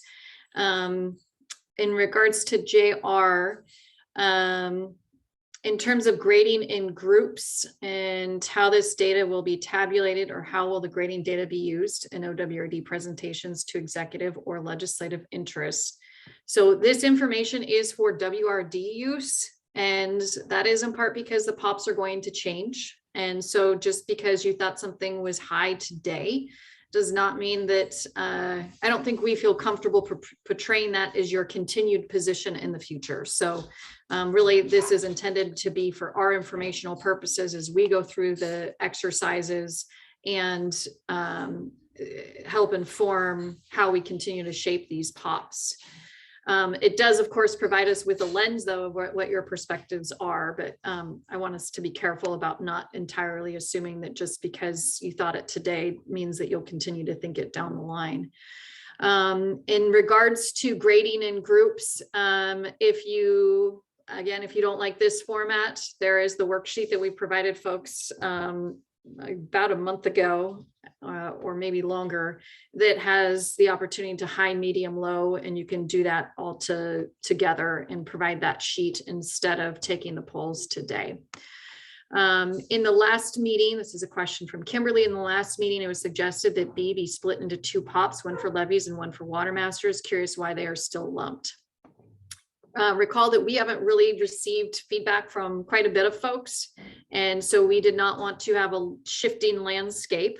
So I do have a note about splitting those out. In regards to the polls today, you can, if you want to provide more nuance to your answers, certainly just turn in the worksheet, and you can say, if you pull this, these positions are high, these positions are low for me, or whatnot. So feel free to do that. Again, the worksheets are a way to provide more detail. And the reason we're doing the polling today is we used to do this, folks, in the past. By the way, you all may remember it is the dot exercise, which I know some of you loved so much. And so just note that we're doing this today because in part, some folks I know have said it's a lot of work to do this offline, and you're hearing the feedback now. So this is also an opportunity to provide us with information in real time. So we're trying to provide you all with various avenues because we all know you're busy. So feel free to do whatever you need to do. You can even pop it into the chat if you want to say, hey, I would put this one as high and this one is low, and that's also fine for us. We'll be capturing all of these. In regards to Peggy's comments, again, that's another comment that I think is something we want to note. I will note that in the most recent conversations that I've seen on POP-G, so the comment was the number of FTE may not be reasonable, but some of the work needs to get done. G is an example. So we have been continuing to talk about that internally. And I think one of the things is this goes back to that discussion over project management and timing. And it may be that we need to scale down some of these requests. So but that may draw out the timing that it takes. So we will be sorting through all of those things, which means these are really great comments, and I hope you keep them coming to us. Bryn, I just answered all of the things in the chat for you. So I'm going to stop and let you go back to Mandy. Great. I see Marianne's hand up. Yeah, and sorry, I was going to put mine in the chat because everybody's doing that, but it's kind of long. So on POP-E, I understand the need for it, and it makes sense to me on the POD piece. But I guess I'm interested in, from y'all's experience, if you have any so far doing this work around PODs, what happens if folks have very early water rights and the specificity that you all have on the POD is greater than the specificity that's like in the water right, to where, you know, there might be like, are people going to have to apply? Are you going to see a rash of transfers coming when people have like a POD off by a couple 100 yards? Because of how mapping evolved over time, and you know, maybe it wasn't as clear on the original water rights, so they put it here, and then now that we can GIS pinpoint it with incredible specificity, it doesn't seem exactly where it was in the water right. Are you prepared to deal with those? I just want to kind of think through the downstream, no pun intended, consequences of this kind of precision mapping exercise. Marianne, that's great. Yeah, that's a great question. And I know I think I have the answer, but I'll be honest with you, I'm not sure that it is the right answer. So I'm going to be looking to Doug or Dwight to help out here. And I think the answer is that the older water rights, in terms of the ones that we have issues on mapping, is they're just like basically put into a quarter, and it's like it exists somewhere here, right, in terms of the mapping. And then we go through the actual mapping exercise and we pinpoint it more closely. And that may be that the information is in the water right file. And I think that means we just go towards what is in the water right file. If it is not clear from the records, then it is a search mission, right? Which is why there's assistant water masters in that package, and they would actually have to go out and field locate it. So I guess that I don't know that it completely answers your question in terms of the transfer piece. So Dwight, or Doug, I think maybe you two would be the best to answer it, because I don't see Ivan on here. So I don't know that I have anything really to add beyond what you stated, Raquel. We've got a variety of accuracy or pinpointing of the water rights, and we often have to go in and do those research efforts and remap those. And so, as you pointed out, that's what this is about. And Doug, I think the question that is being queued up, or maybe Dwight, is does that then require folks to do a transfer? And I don't know, maybe the answer is it depends, but it doesn't always, I think, is because a lot of it's more just about how we have it mapped versus or lack of mapping, you know, electronic mapping. But I don't know if that's the case. So, oh, maybe Lisa has the answer. Dwight, were you? Oh, I was just going to say it really depends on the situation. How, you know, is this a section of stream that's crowded with a lot of diversion points, where we want to be careful about people moving up or down, you know, chasing water to get over somebody else's diversion point? That's usually not the problem. And transfers, it's usually not an issue of are they required or not. We just want to make sure that we're working with water right holders to help them get their water rights in the best you know, long-term, you know, position as we can and they can. And so oftentimes it's a discussion with the water master and maybe our Salem staff to find out what is required for that particular situation. Looks like Lisa Harmio also has her hand up, maybe to help answer that question a little bit.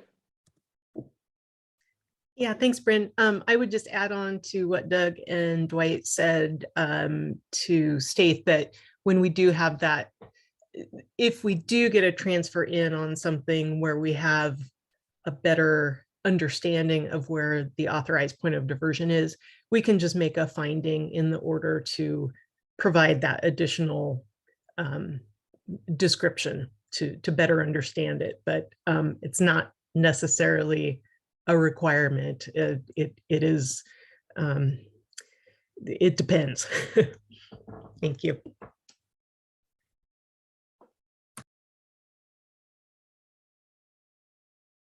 All right. Looks like we have a question from April. How does Pop B relate to the 5 million dam safety package? Yeah, so recall that the dam safety package was about dams. This is about levees. And so those are two separate items, although they would be under the dam safety section. So the resources that we got previously are all focused on dams and are not going towards levees. In regards to the, there is a reclass that does take one of the positions that we got and reclasses it to a higher level. And I think that's an acknowledgement of us not having much of a dam safety section in the past. And as we've gone through and assessed the different responsibilities, I think we've realized that it would be beneficial to have one of the positions that we got in 2015 be a bit of a higher level position. Great. All right, not seeing anything else in the chat, not seeing any more hands. So I'm going to go ahead and launch our second poll for POPs E, G, H, and B. I'm going to leave this one open for longer than 30 seconds. I think we need more time than that.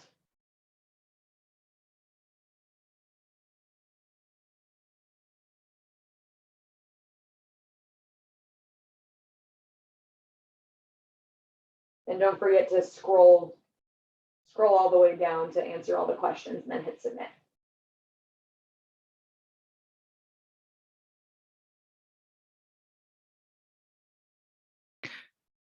Bryn, Go ahead, Rachel. I was just going to make sure you saw April's comment about there not being a no.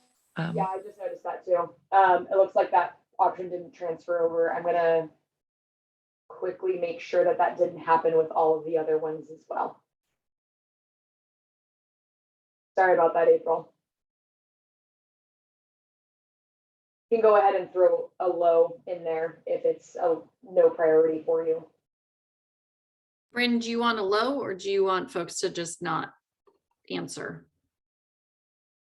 Let's do not answer. Thanks for clarifying that, Raquel. You can't not answer. It won't allow you to submit the poll. Right. Oh, well, there you go. Yep. So let's just do low priority if you don't care about it.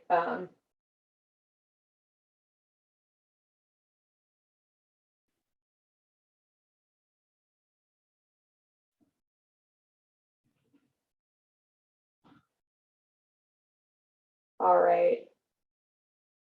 Looks like we're still getting feedback from folks on this. Give it a few more seconds.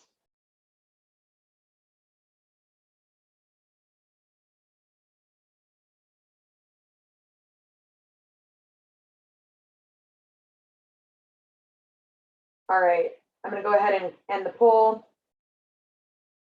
Share the results quickly so you all can see more or less where y'all ended up.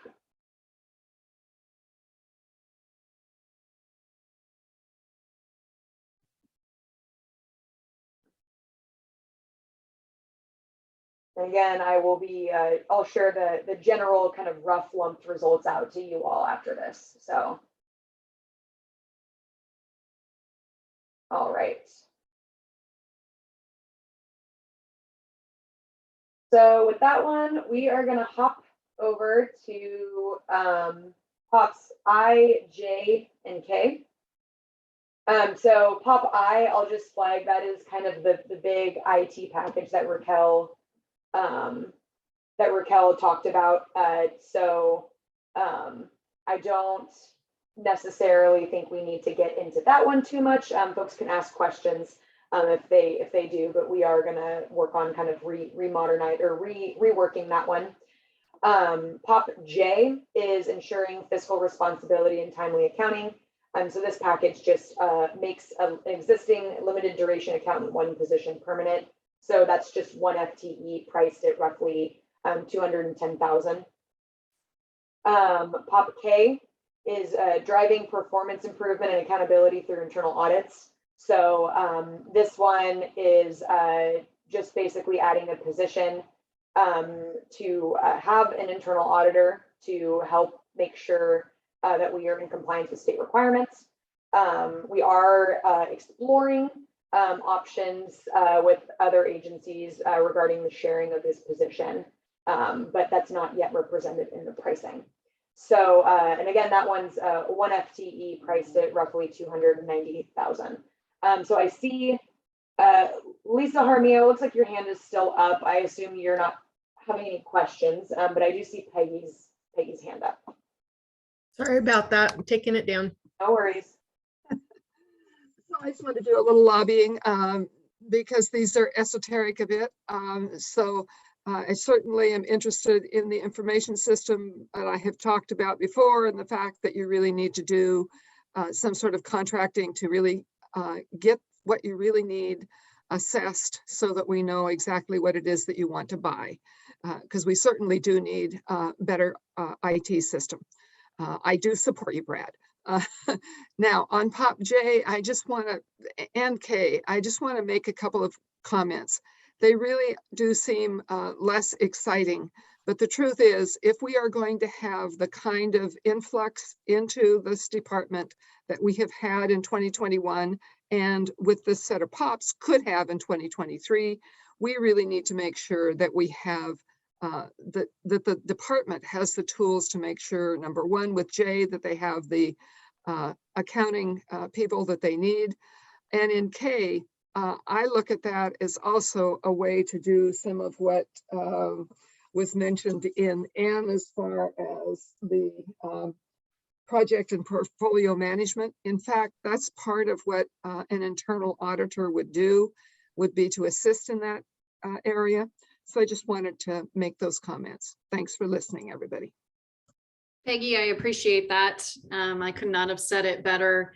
And one thing I'll note on Pop K is I see this as something, I know it's been on our list for a while, and I do think an internal audit function could be very beneficial. We really reaped some benefits from the 2016 Secretary of State audit. And so I think having an internal audit function certainly would be helpful, both from a process improvement standpoint and of course an accountability standpoint. The newest development that I would highlight for folks is that this is going to be shared if it does move forward with OWEB. And so we've had conversations with them, and Bryn, sorry if you said this and I just didn't hear it, but this would be so half time for us and half time for OWEB. So that is another added benefit is of efficiencies. DAS did update their rule related to the internal audit function. As of this year, they updated it and we still qualify. And so this is going to continue to be on our list until we can figure out a way to fund this activity. Great. All right, I don't see any more hands. I don't see anything in the chat. Bryn, just one thing I might add for folks, again, you know, if you're feeling like the polls are not working for you, feel free to submit that worksheet with your high, medium, low. So we will take it in whatever format we can get it from y'all. Absolutely. All right, we're gonna go ahead and launch the poll for POPs I, J, and K. This one does have not a priority. So I guess that last one was a fluke, so thankfully. And again, remember to scroll down before you hit submit.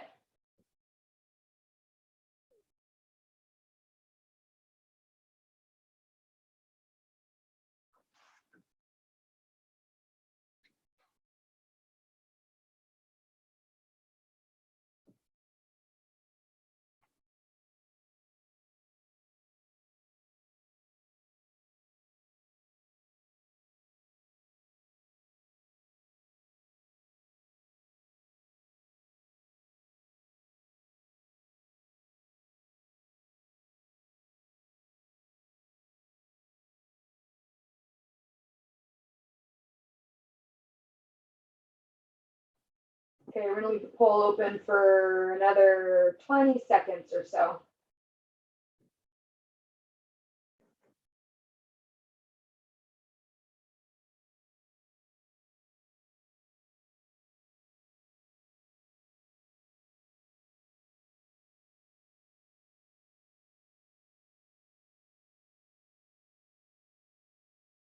All right, I'm gonna go ahead and end the poll. If you are in the process of doing it, you can unmute yourself and tell me not to. But it's slowing down in terms of getting results on this one.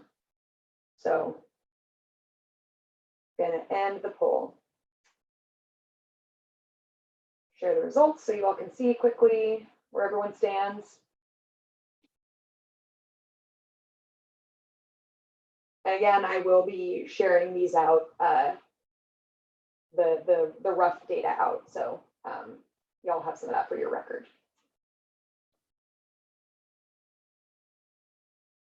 Okie dokie. We are gonna jump to POPs L, M, and N. So for L, this one is providing quality service through employee development and retention. This one is basically just a professional development POP that would give us an estimated budget of $250,000 to provide trainings for staff that hold professional registrations that require continuing education credits. So basically paying for folks to go kind of keep those certificates up to date. Providing further trainings, management, coaching, helping managers better understand best practices, and working to retain staff over a long period of time in order to ensure that we're providing quality service to the public. POP M is around increasing document accessibility and staff efficiency. So this proposal includes $200,000 to hire a contractor to scan various water rights and transfer files. The package also includes one public records request coordinator to focus on fulfilling public records requests and modernizing our record request practices. So this is in response to kind of a pretty large jump in public records requests that we've seen over the last year. So that's what POP M is. So that's totals around $410,000 total with one FTE and about $200K in contracting dollars. And then lastly, POP N is kind of the POP that we've been alluding to. This is our project and portfolio management POP that basically seeks to increase transparency and effective completion of projects. So this is the 2 FTE priced at roughly $545K to hire 2 staff to help track and manage projects across the agency and also train staff on more effective project management best practices, and then kind of develop consistent approaches around project management at the agency. So I will go ahead and pause there. I see lots of stuff in the chat. It looks like April's question around how does L relate to funding from last session for management training. Raquel, I don't know if you want to take a stab. I know I see you're furiously typing in the chat, so maybe you're answering those questions. It looks like you are. Yeah, so there was a question about how does L, which is the training related one, relate to funding we received last session. So we received an additional position to work on training last session, as well as our safety program.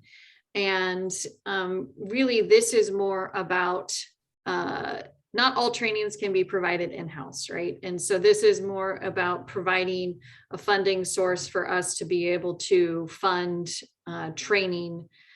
So for example, hydrogeologists have very specific trainings, as does, I think we have Rachel on today, our hydrographers and hydrologists. And those are specific to hydrology and hydrogeology. IT has very specific trainings.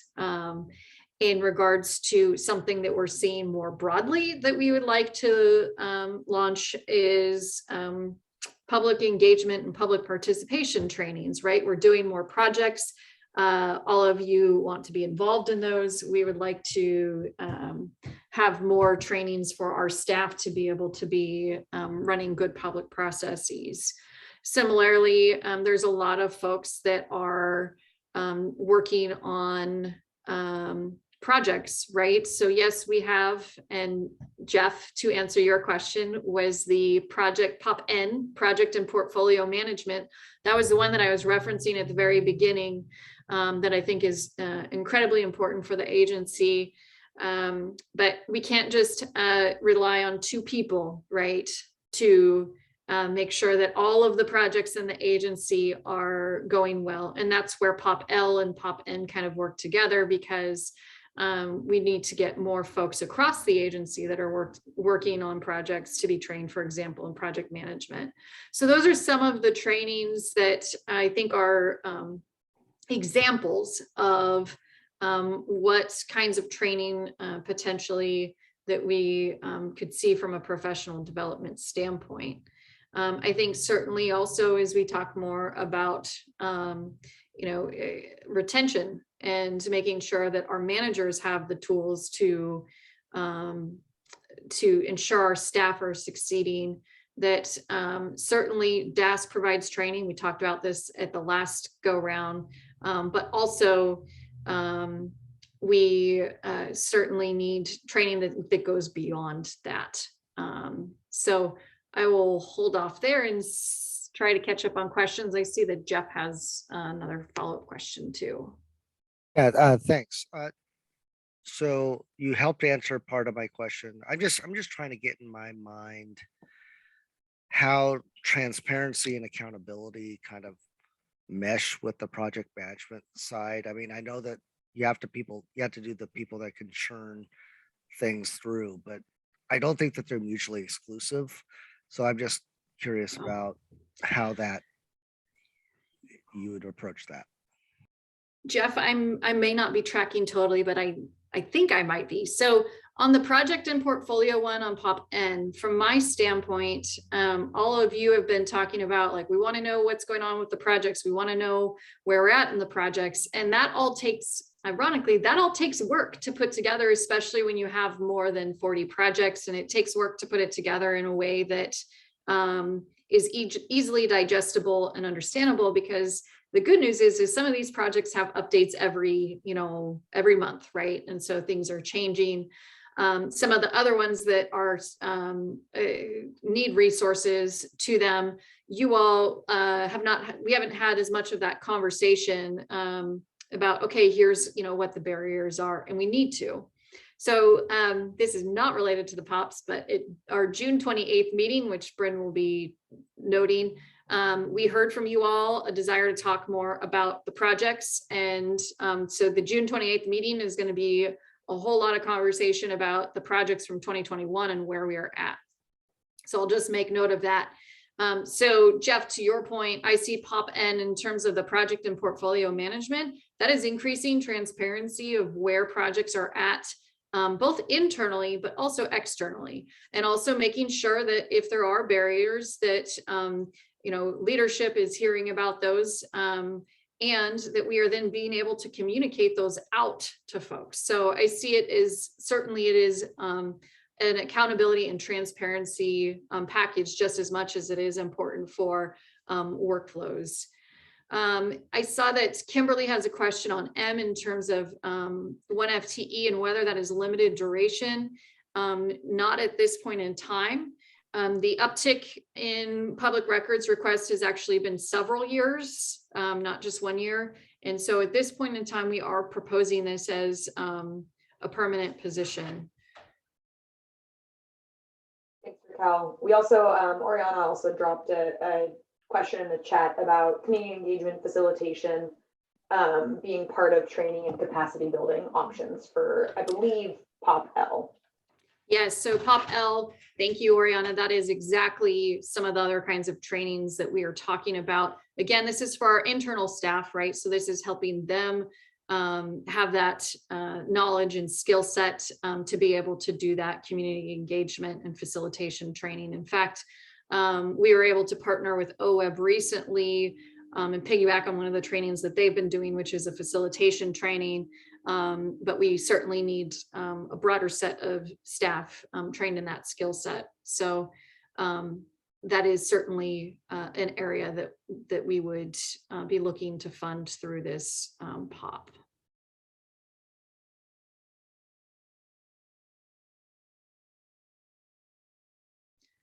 And Peggy, I'm not sure what part you are referencing, so maybe you can provide a little context there.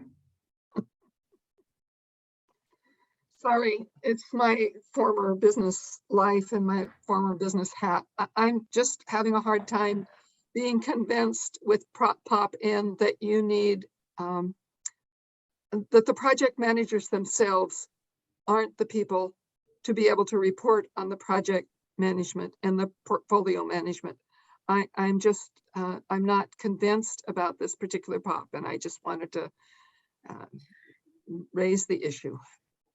Certainly, Peggy. And I think that the piece that you and I can talk more about it offline, but certainly folks have been asking for information about, for example, all the projects that we have going on, right? We've prepared that table that some of you love and some of you, I think, hate. That is what has the 60+ projects on it. Some of you have requested more information, information in different formats, more frequent information. And we can't, it's difficult to keep up with that at this point in time, because ultimately I'm the one that's doing that. And that's on top of everything else. And so certainly, I think, you know, if you want to talk about whether there's a need for a specialized project manager, I think that, so what I would say on that is that we have sent one of our staff through a project management training, and the result of that was that that person is getting tapped way above and beyond their responsibilities on things that are outside of their section because of just their project management expertise. So I think, Peggy, certainly if you want to talk about, well, should we just dump more funding into training and get more folks across the agency versus having a specific person that is a project manager, you know, expertise, and that is their sole function. I think there's a discussion to be had there. On the portfolio management piece, I certainly think that it would be beneficial to have someone that really is shepherding that day-to-day work and making sure that things are being raised to the attention that they need to, and that we are communicating out. And I know that with the number of projects that we have, that we are not doing that to the level that I think folks would like.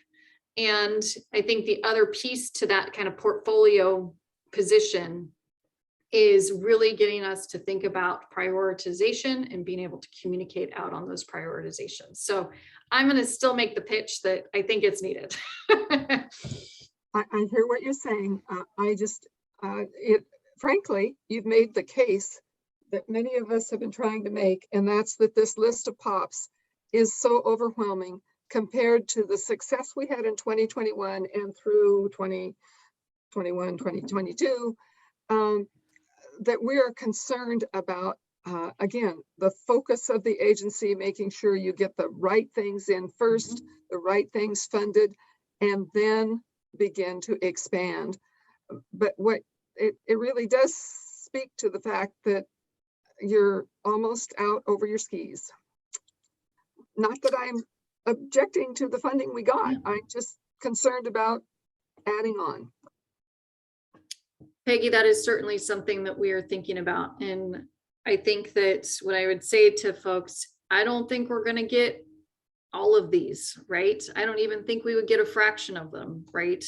And so this is, again, about making sure that we are documenting gaps, that we are saying what we could do, and that we're helping ensure that items that are of a priority are being communicated to folks and are available should there be that discussion.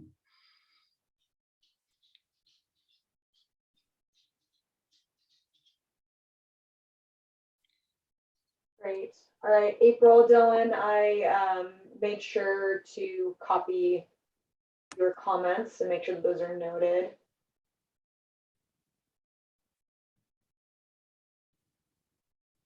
Kaylin, I can get that large total for you after the meeting.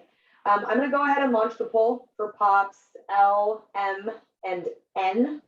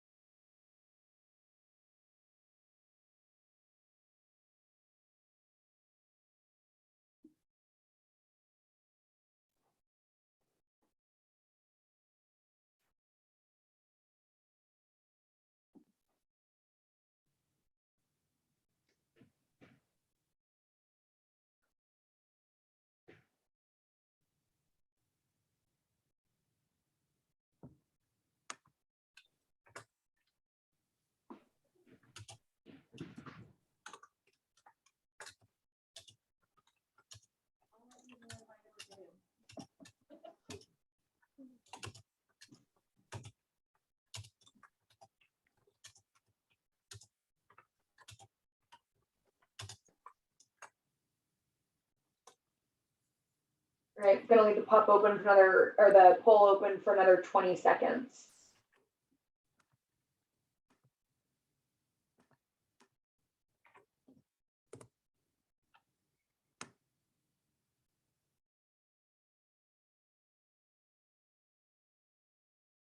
All righty, not seeing any new answers going in, so I'm gonna go ahead and end the poll.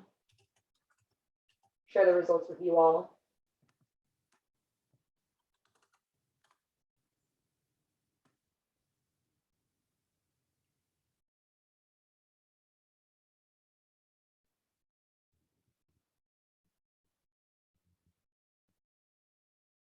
All right. We are going to move over to POPs O, P, and Q.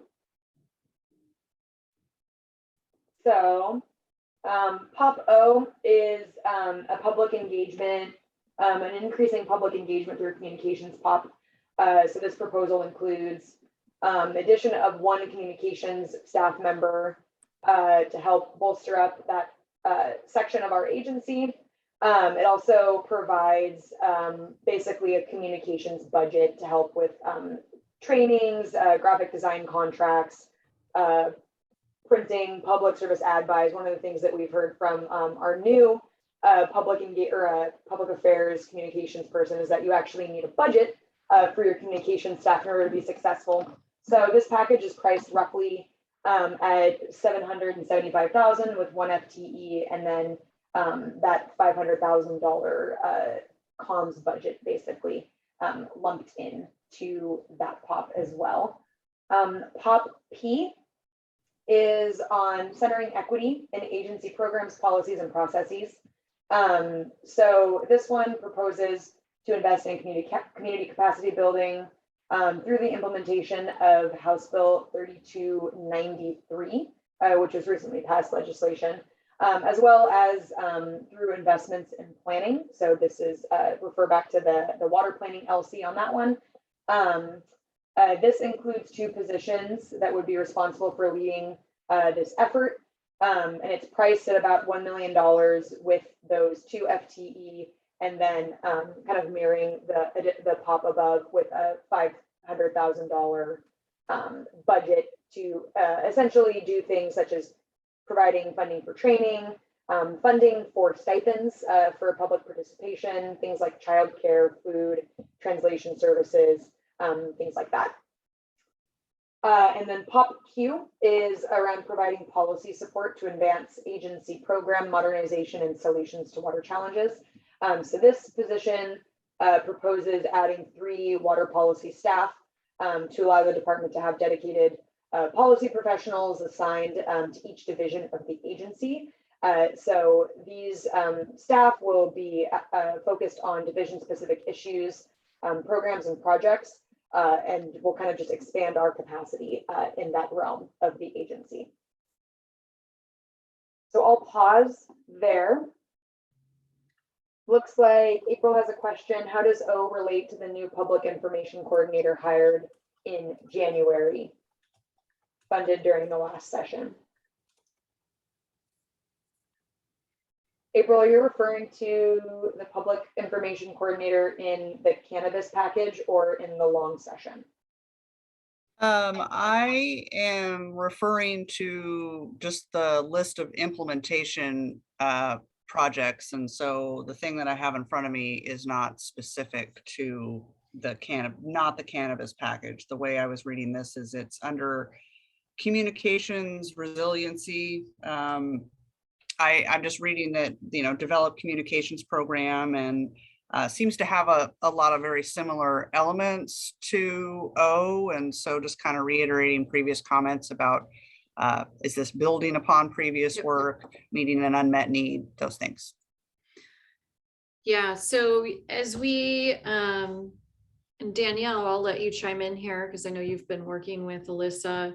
As we start to actually have communications people, we are learning more and more about what we are not doing.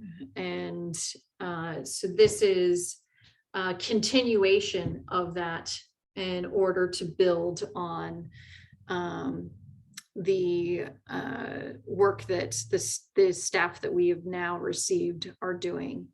And so the current position has been primarily focused on drought communications, as well as responding to press inquiries.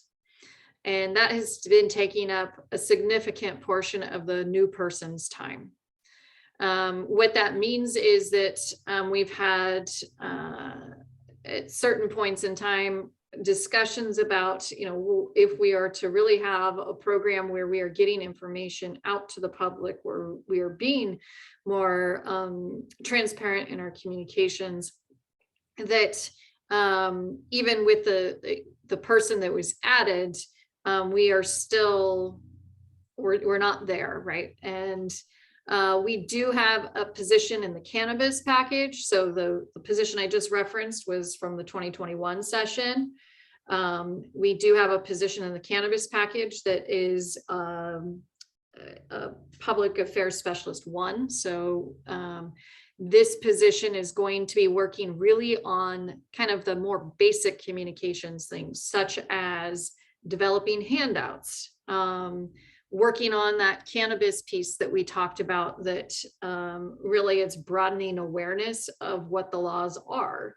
So that is what that position will be doing, increasing the translations of our documents, but we don't even have a lot of the basics of what folks typically would, I think, anticipate a state agency would have in regards to communications materials.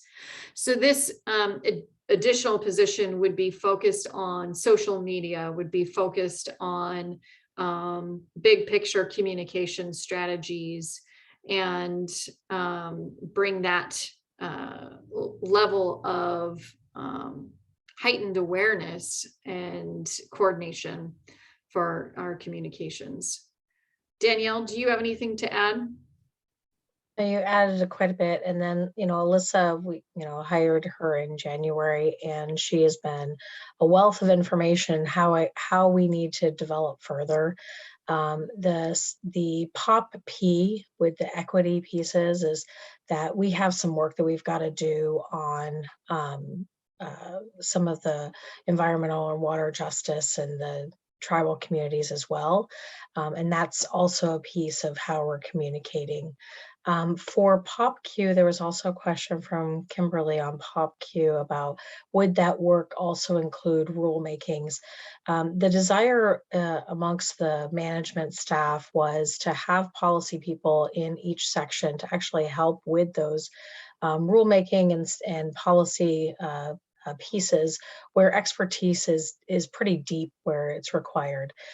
So in the rulemakings, of course, we've had to put some aside because of we lost a staff person, and so because of that, those rulemakings are far behind. So the idea is that if we are putting some policy support behind that it would help to make their rulemakings as well as the expertise that is needed for policy development a little bit faster on the uptake. So hopefully that answers a little bit of that. So I see Oriana's question on POP 090 from last session. The 1.5 million that we received is a one-time appropriation. And so that means that none of that funding carries forward after June 30th, 2023. So Oriana, I expect that whatever work we can get done with that 1.5 million, it's a pretty quick turnaround for that amount of money without having a program already kind of set up.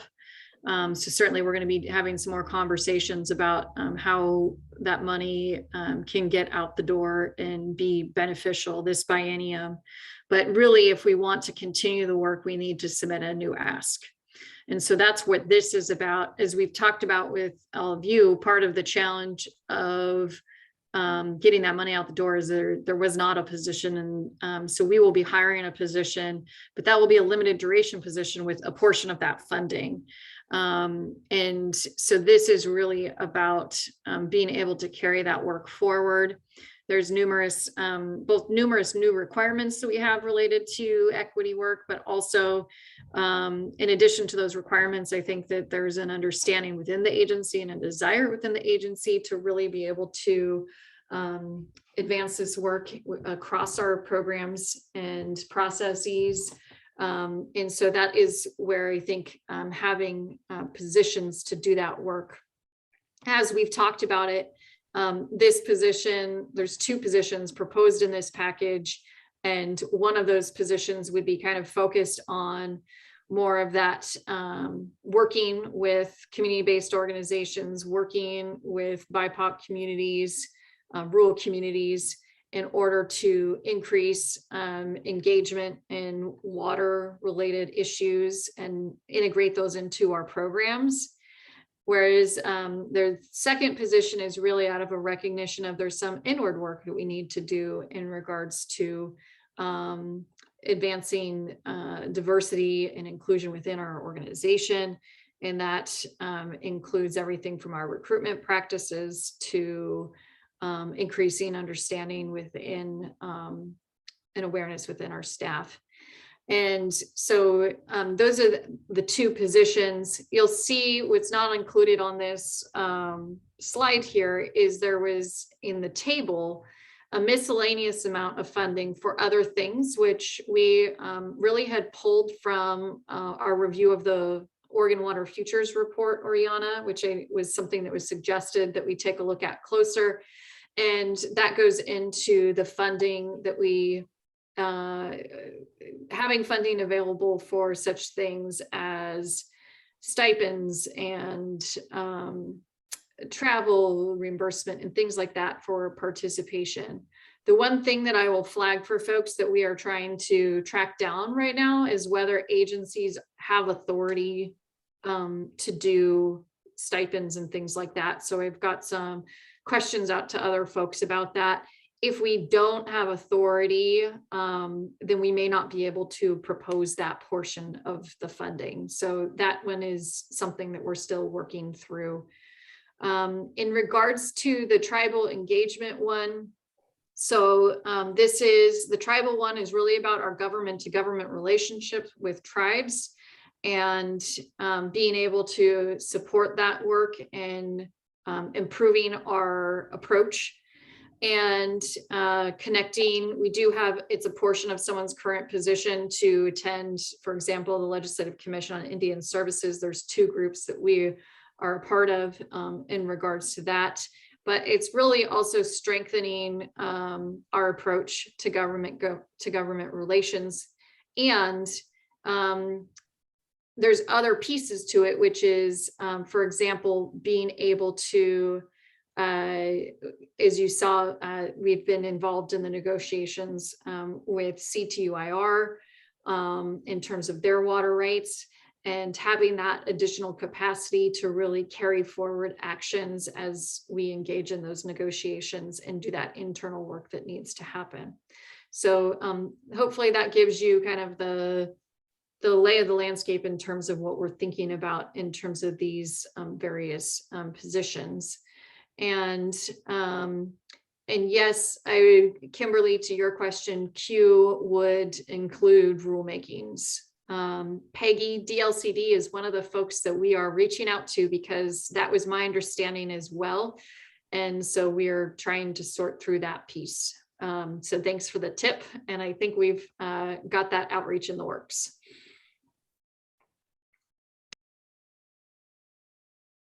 Great. All right, not seeing any more hands or comments. So are we on R then, in bringing up the tribal government? We're gonna hit that next. I'm gonna launch the poll for POPs O, P, and Q. POP R is the tribal piece. So I'm assuming that's Phil. It sounds like Phil. So so we'll get to that. You honor me with your recognition. Yeah, that's cool. I'll wait. Great, thanks. Oriana, I'm logging your comment. Thank you for that. Okay, I'm gonna go ahead and launch the POP poll. And we'll have about a minute and 20, minute and 30.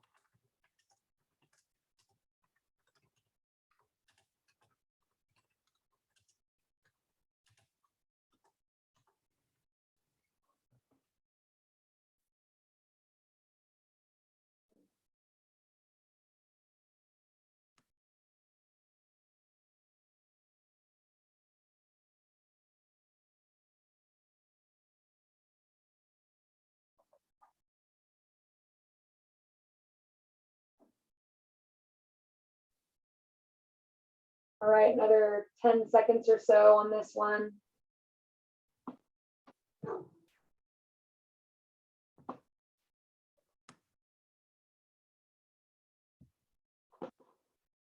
All right. Share the results for you all.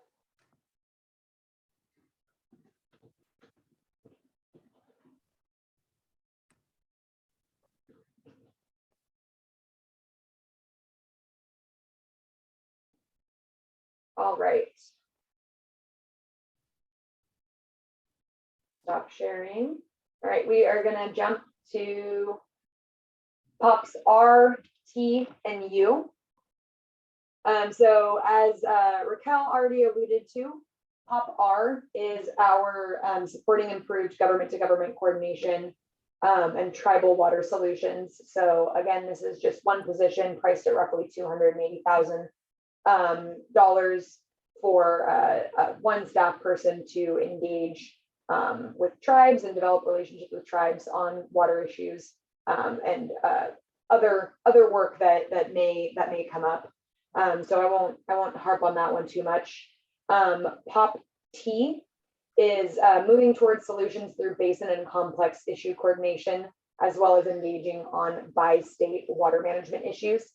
So this POP is priced at about 1.7 million with 6 FTE, and it includes 4 new complex basin coordinators in the Southwest region, North Central region, East region, and then Klamath, Lake Aber, Summer and Goose Lake Basin. regions. And these are meant to help oversee and facilitate progress on solutions to issues in those basins in specific. It also includes one staff member for a NRS 5 bi-state water issues coordinator that would be responsible for coordinating with internal staff, other agencies, stakeholders in order to represent Oregon in conversations around ground and surface water with resources that are shared with other states.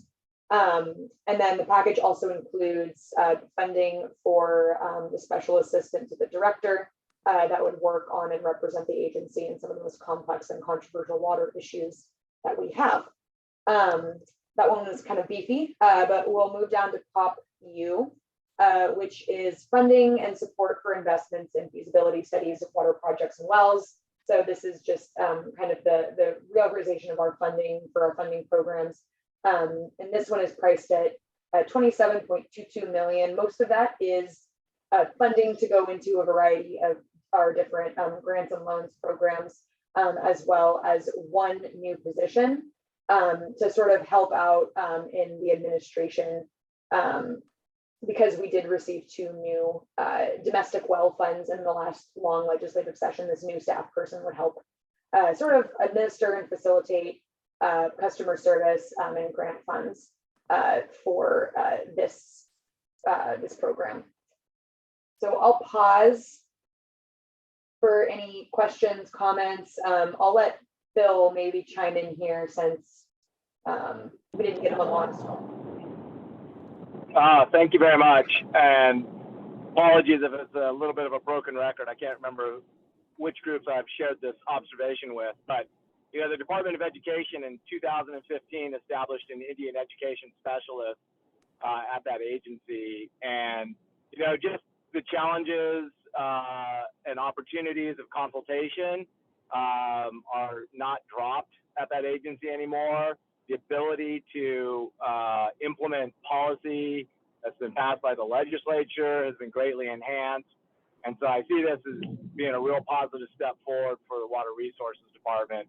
And apologies for being on the road, but I hope somebody could log in a high priority for me on your little survey. Thank you.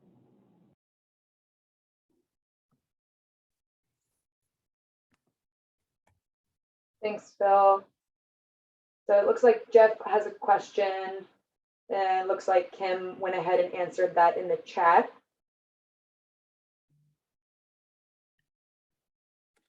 Any other comments, questions on these 3 pops in particular? April.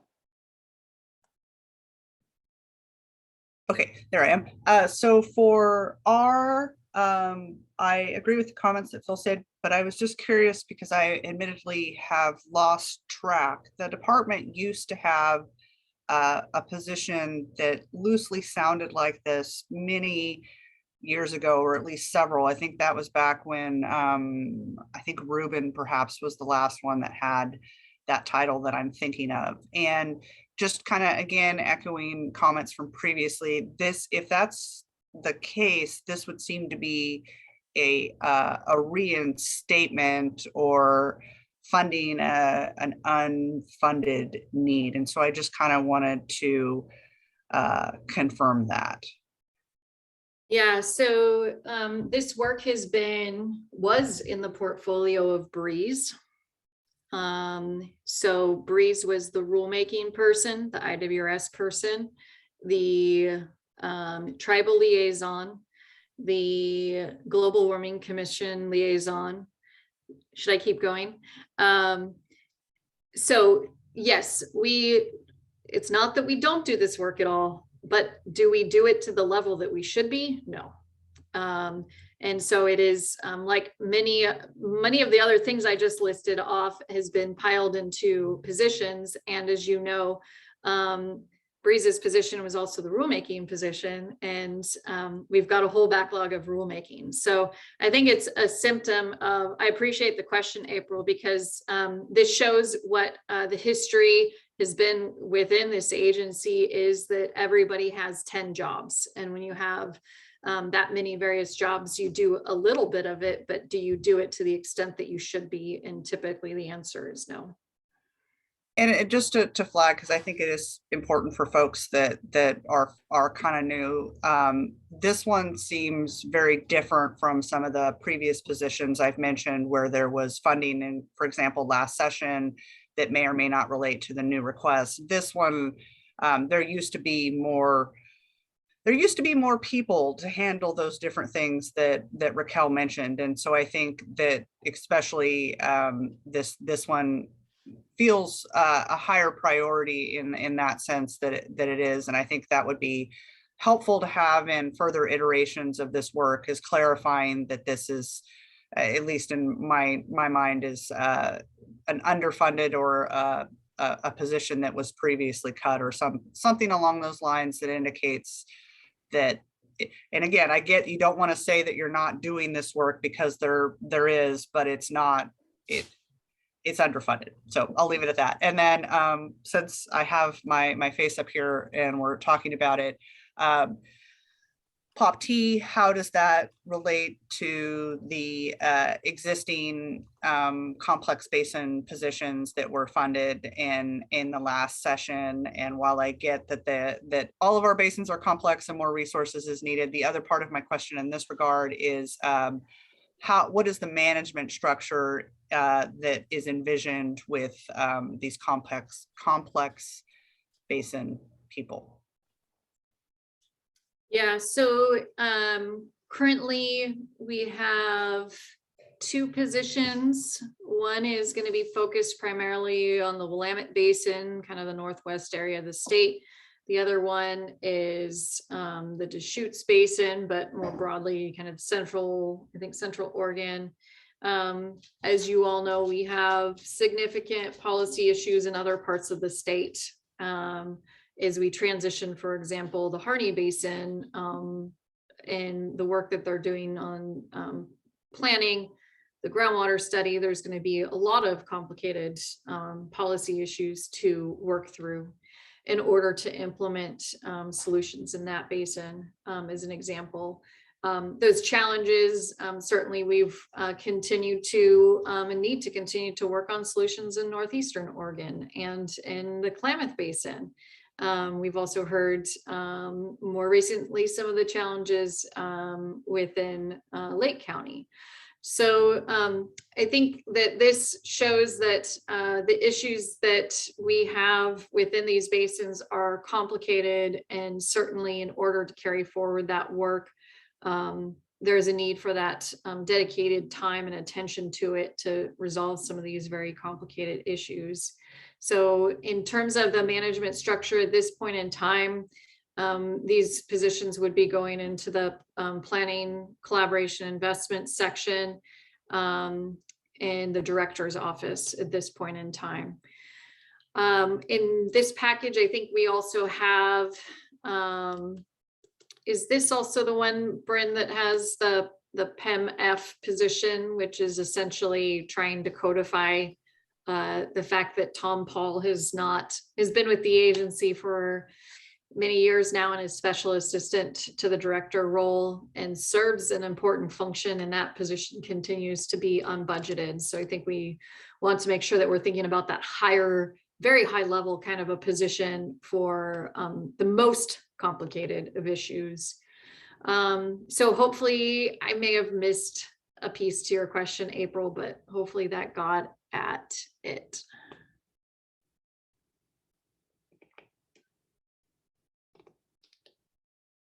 All right. April, I got your comment log. Thank you. I'm going to go ahead and launch the I'm going to go ahead and launch the poll for POPs Q, R, and T. Excuse me, R, T, and U.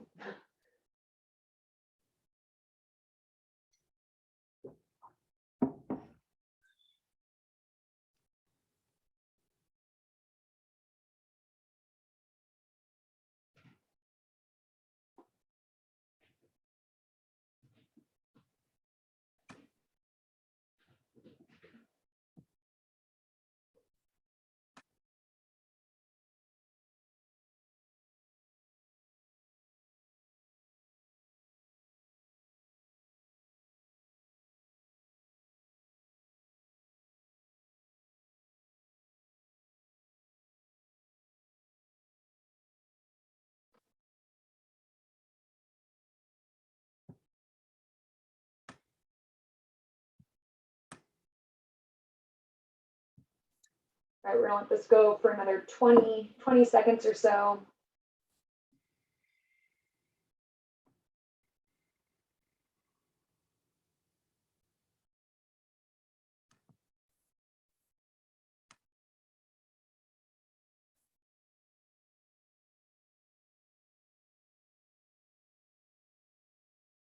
All right, I'm gonna go ahead and end the poll and share the results with you all.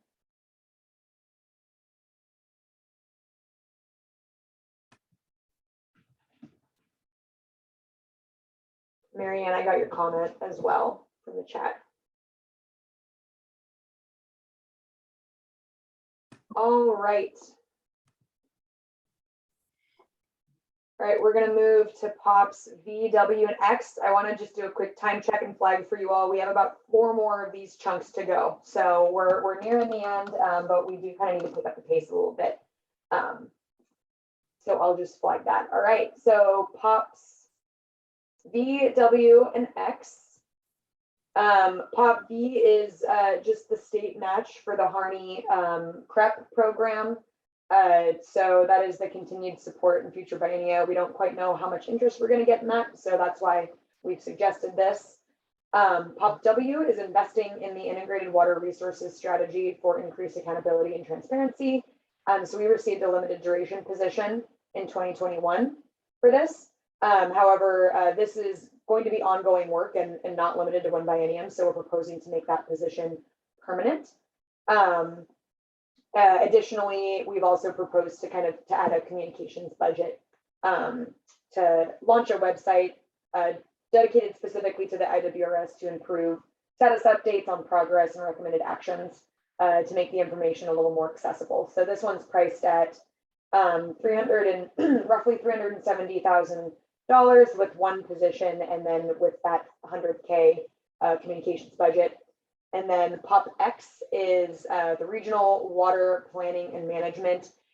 So this is a proposal to fund the continued WRD staff support that's currently a limited duration for the current regional water planning and management work group that's going on if that position is needed to go over into the next biennium.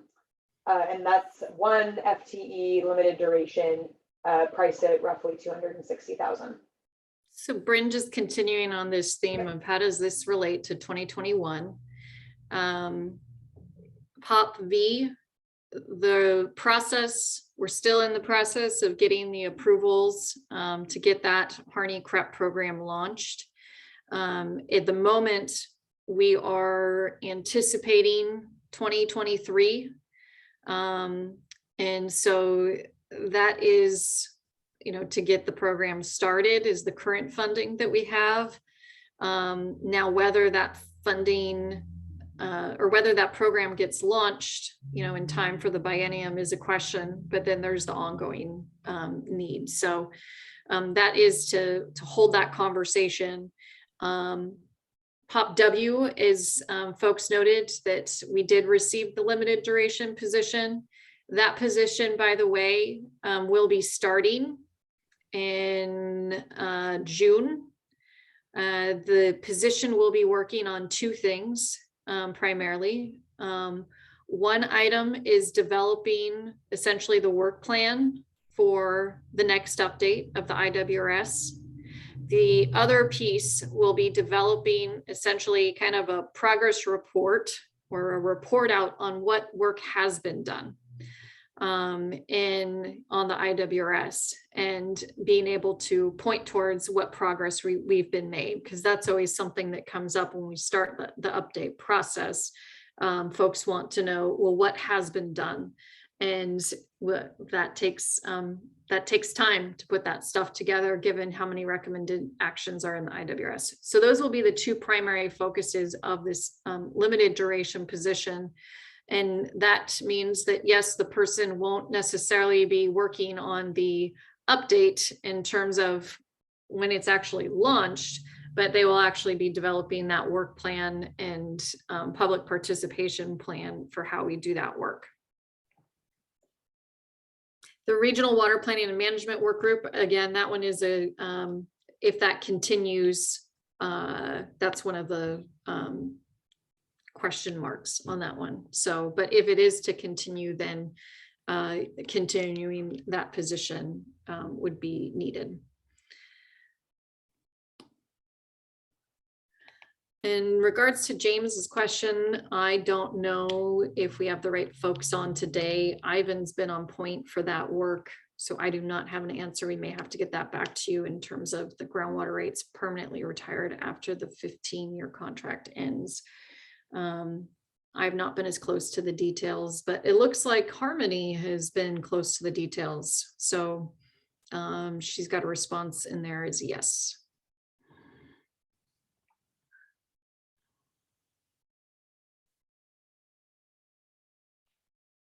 Great. Okay, I'm going to go ahead and launch the poll for POPs V, W, and X.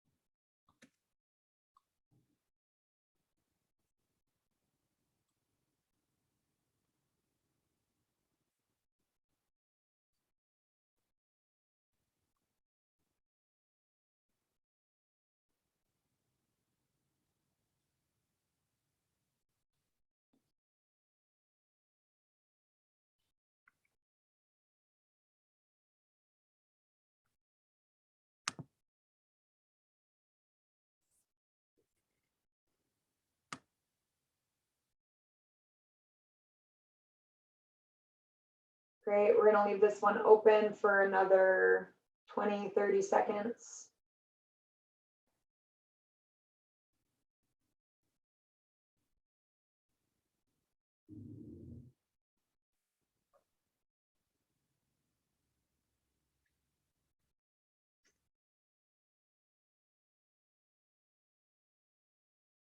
All right. Gonna go ahead and end the poll and share the results with y'all.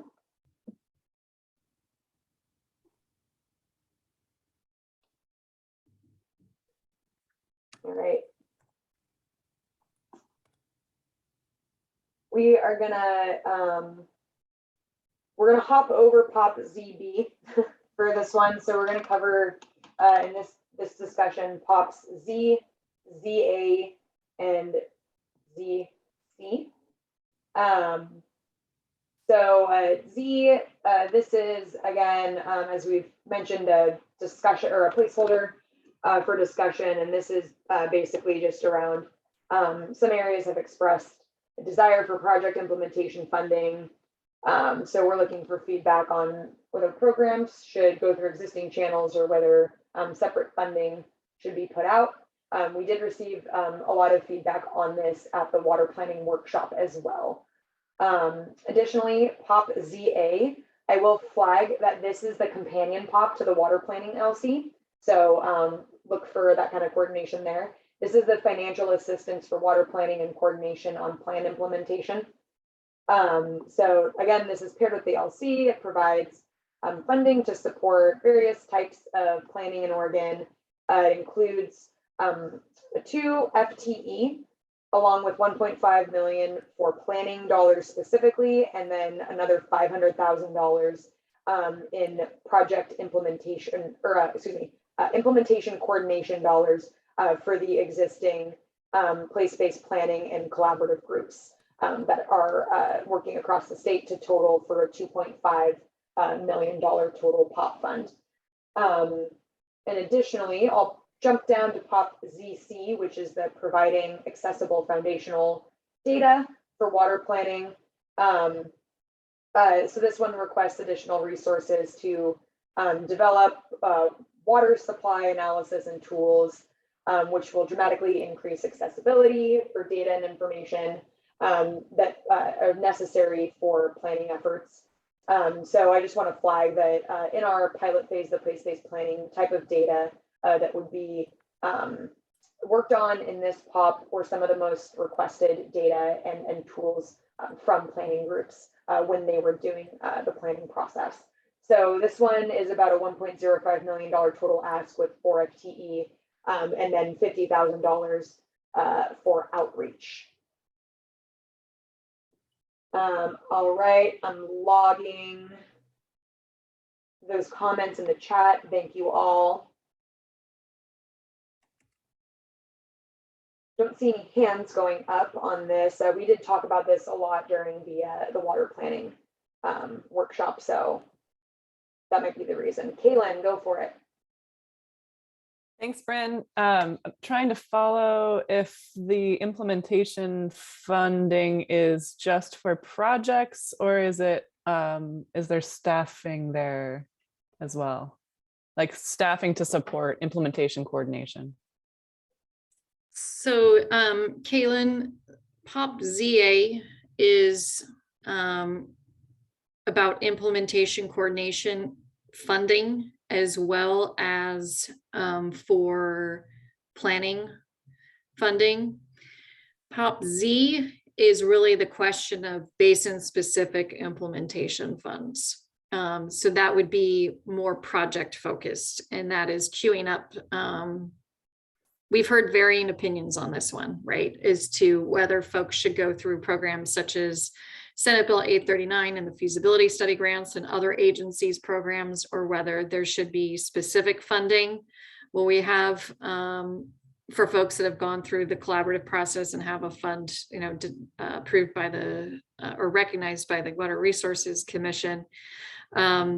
I will note that if there's a desire for a fund that is more like a competitive grant program, we don't have authority for that, but this is, so if there was a big rally around space and specific funding at this point in time, it would really need to be identification of specific funds for specific basins, as the legislature, typically does with their, kind of carve outs. So it's a point for discussion, but if folks are saying, yes, we need a new funding program, that is something that will have to be discussed. At least we don't have a POP for, or a legislative concept for that. Thanks, Raquel. All right, I'm capturing all of the comments I'm seeing in the chat. Thank you all. I'm going to go ahead, launch the poll for Z, ZA, and ZC.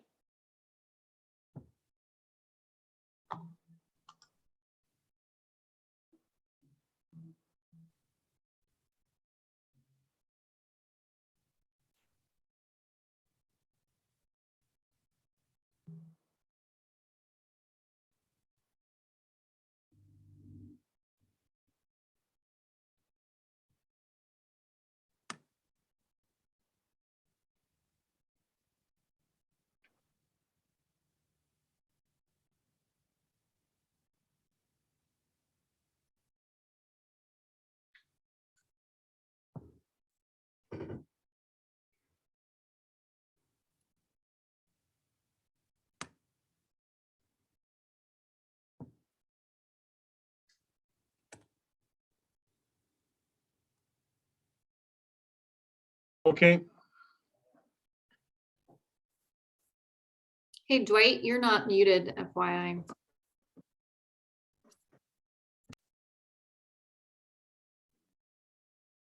All right, we're going to give 10, 15 more seconds on this poll.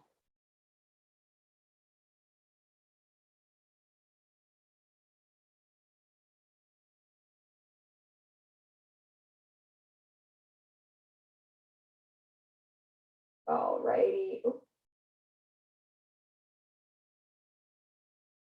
All right, I'm going to go ahead and end it.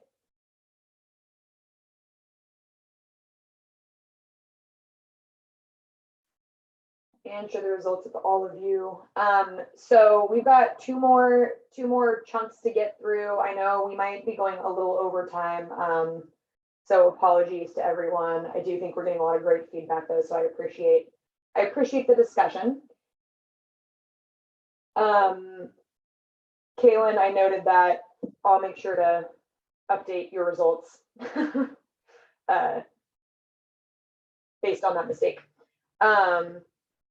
All right, so now we're looking at, this one's kind of a fuzzy bunch of kind of random pops mushed together, but this section is on pop ZB, S, and F. So pop ZB is continuing the Columbia River Umatilla Solutions Task Force phase 2 work. So that's just a $500,000 general fund ask for that one.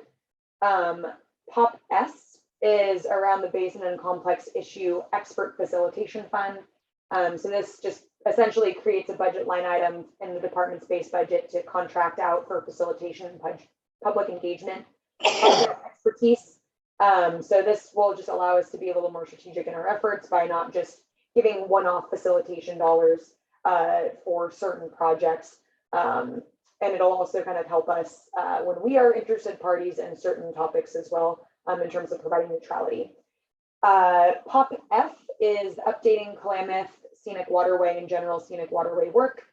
So with this package, it's really just focused on investigating determining natural flows and appropriate replacement of scenic waterway numbers in the Klamath, as well as other general scenic waterway work to contract with consultants for general expertise in fisheries and recreation.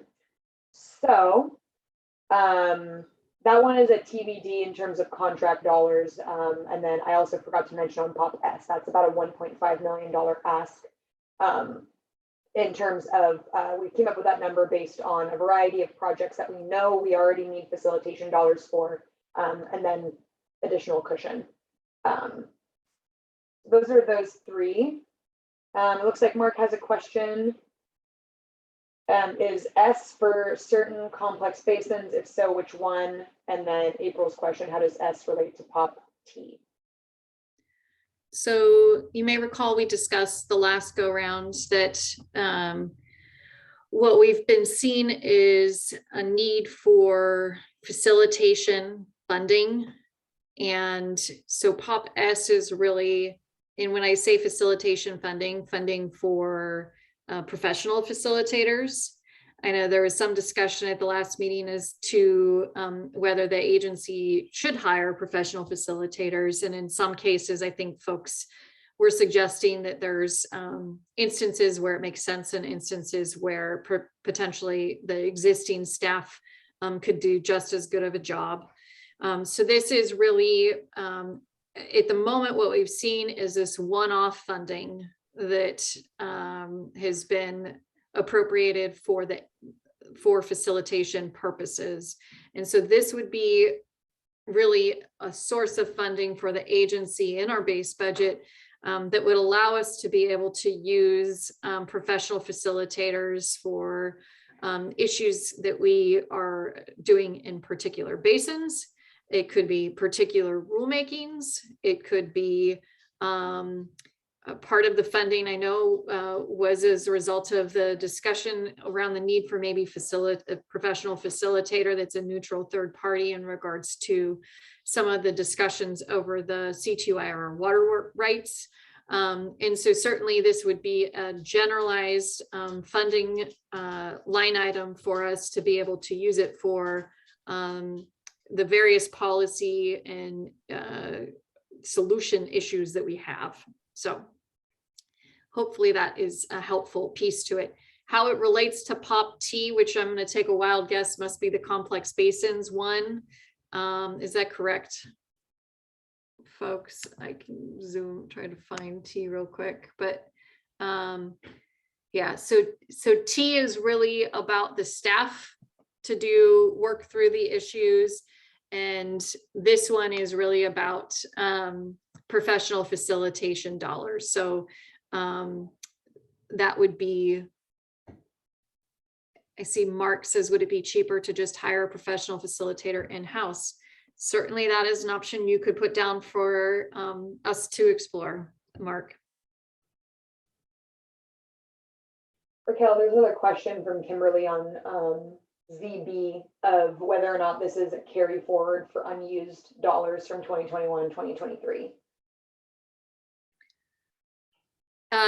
Yes. So Peggy, that is an important note in terms of internal facilitators are not always looked at as impartial. So that is one challenge that we would have to, if we went with the suggestion that Mark had noted. In regards to the carryover question, so we would like to try to get away from very specific projects. So yes, Kimberly, to the extent that we had unused funding and we were continuing to work on that project and we needed external facilitation, this would be like the line item to pull that from. So yes, that could include the Regional Water and Planning and Management Group to the extent that there's a need for facilitation dollars there. It could include any of the number of policy issues that have been identified, including transfers of stored water, which we hope to have addressed, but certainly any of those items that there's a need for facilitation, this would be the funding source. And instead of saying we want a specific line item for X policy issue, we're saying let's have just a budget to be able to hire them when it's appropriate.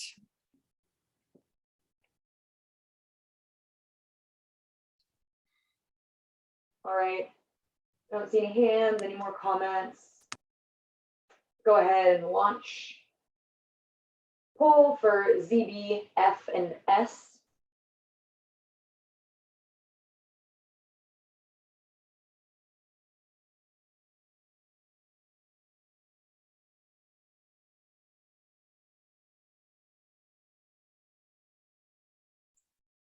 I have 2 pop S's on mine.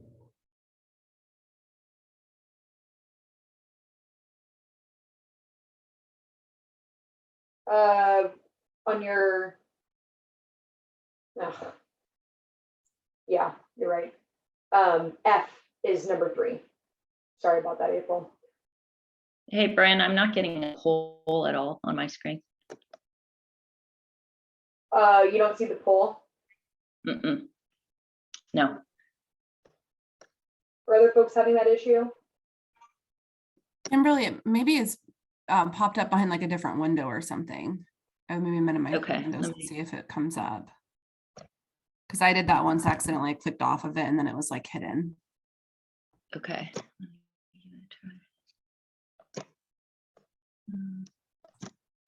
Oh, there you go. Got it. Okay, thanks, Mary Ann. And again, typo in the poll, number 3 is pop F.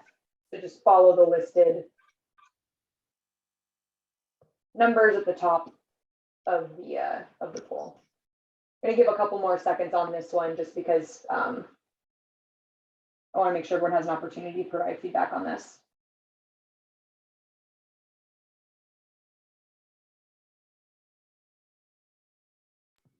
Bryn, how many more slides do you have? We got one more. Okay.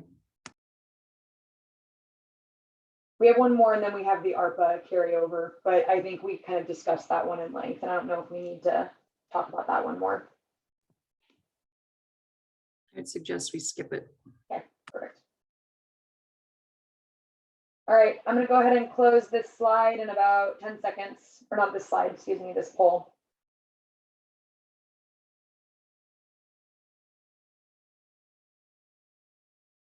All right. I'm going to show the results really quickly, just for a couple of seconds, and then we're going to zip on to the last chunk of pops.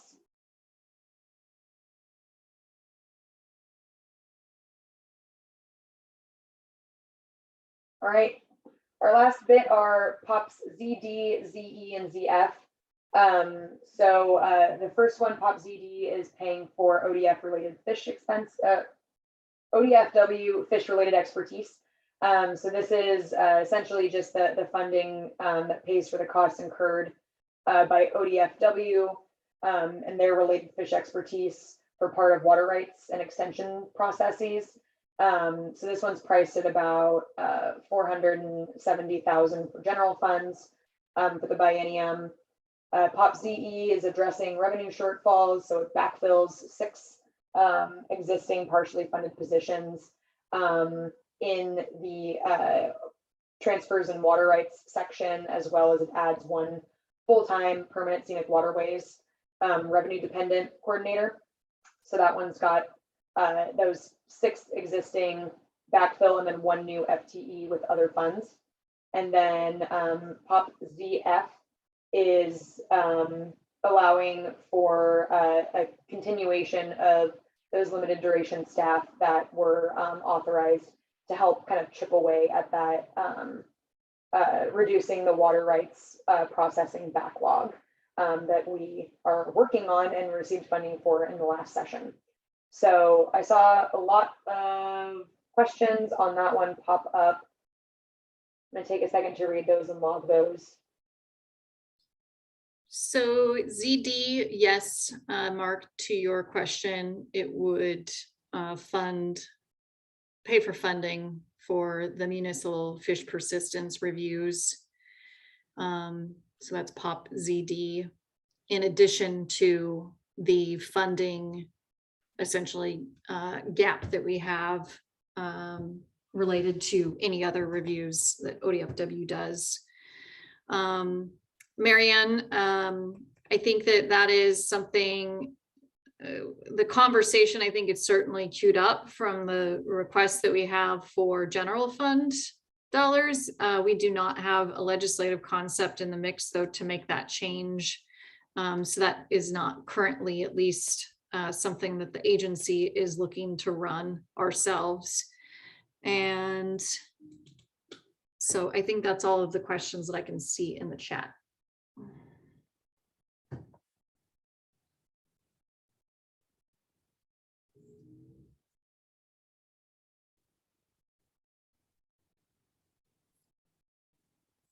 All right. Logging all the comments I'm seeing in the chat. Thank you. I'm going to go ahead and launch this poll so we can try to get the last bit of feedback from you all and get you all on with your day.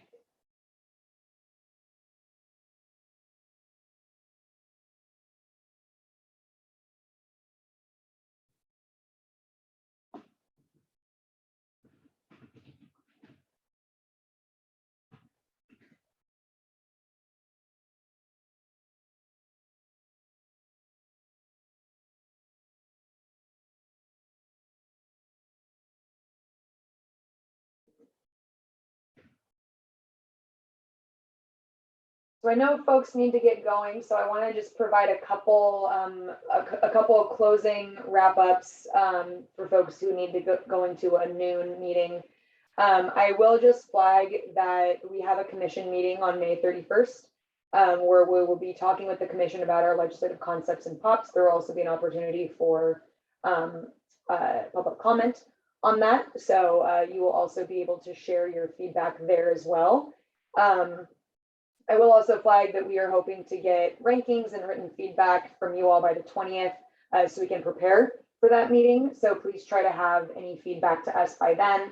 And then additionally, as Raquel mentioned, our June meeting that we have on the books with you all, we are planning to have that be a sort of where did we land on budget, and then also an update on 2021 implementation as well. So I just kind of want to flag next steps for you all there.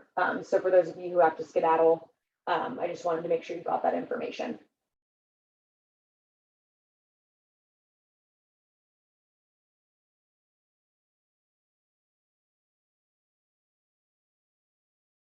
All right. Looks like we've kind of petered out on this one. I'm going to go ahead and end the poll. I'm also going to make sure that I copy all the comments going on in the chat. I appreciate that. And again, I will be sure to follow up with all of these poll results with all of you, so you know kind of where everyone else sits as well in terms of their prioritization. So thank you all so much for your feedback and your participation today. I think we've gotten a lot of really great feedback. again, those deadlines that I mentioned in terms of the 20th, we're hoping to kind of get all of that ranking feedback. If you were unable to participate today or would prefer to submit it another way, that 20th is a date you should be thinking about. I want to give just a quick update on where we're at with the LCs, just so folks kind of know where we're landing. So as a reminder, we need to file placeholder language by the first week of June in order for Ledge Council to begin drafting up that bill. So we'll get that bill language back sometime between June and sort of the end of September. We don't really know when we're going to get that language. Once we do get that language, we'll have about 14 days to revise it based on our conversations with you all. So I want to flag that the in-depth discussions on policy regarding split season leasing as well as water planning are going to continue. So we've got a meeting on the books for our split season leasing group for the 15th of June, and we're going to continue those policy discussions as well.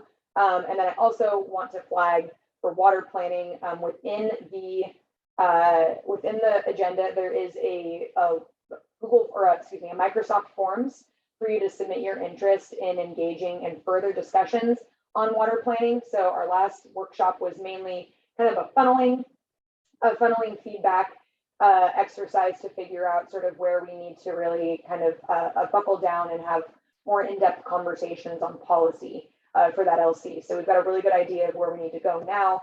And so really it's time to roll up our sleeves and dig in. So please fill out that interest form. So once we get to scheduling our next meetings, we will know to reach out to you. And just we're targeting end of June to continue those conversations in terms of when we can get some breathing room from budget and then dig back into it. So I know I just kind of unloaded a lot of information. I want to try to get you all out of here efficiently. I know we're 5 minutes over time. I will hang out just a little bit longer if folks have questions or feedback that they didn't get to share and that they would want to chat with us a little more about. But with that, I'm going to go ahead and just stop the recording. And thank you all so much for your time. I know this was a really long haul meeting, so I appreciate y'all sticking around. Have a great day.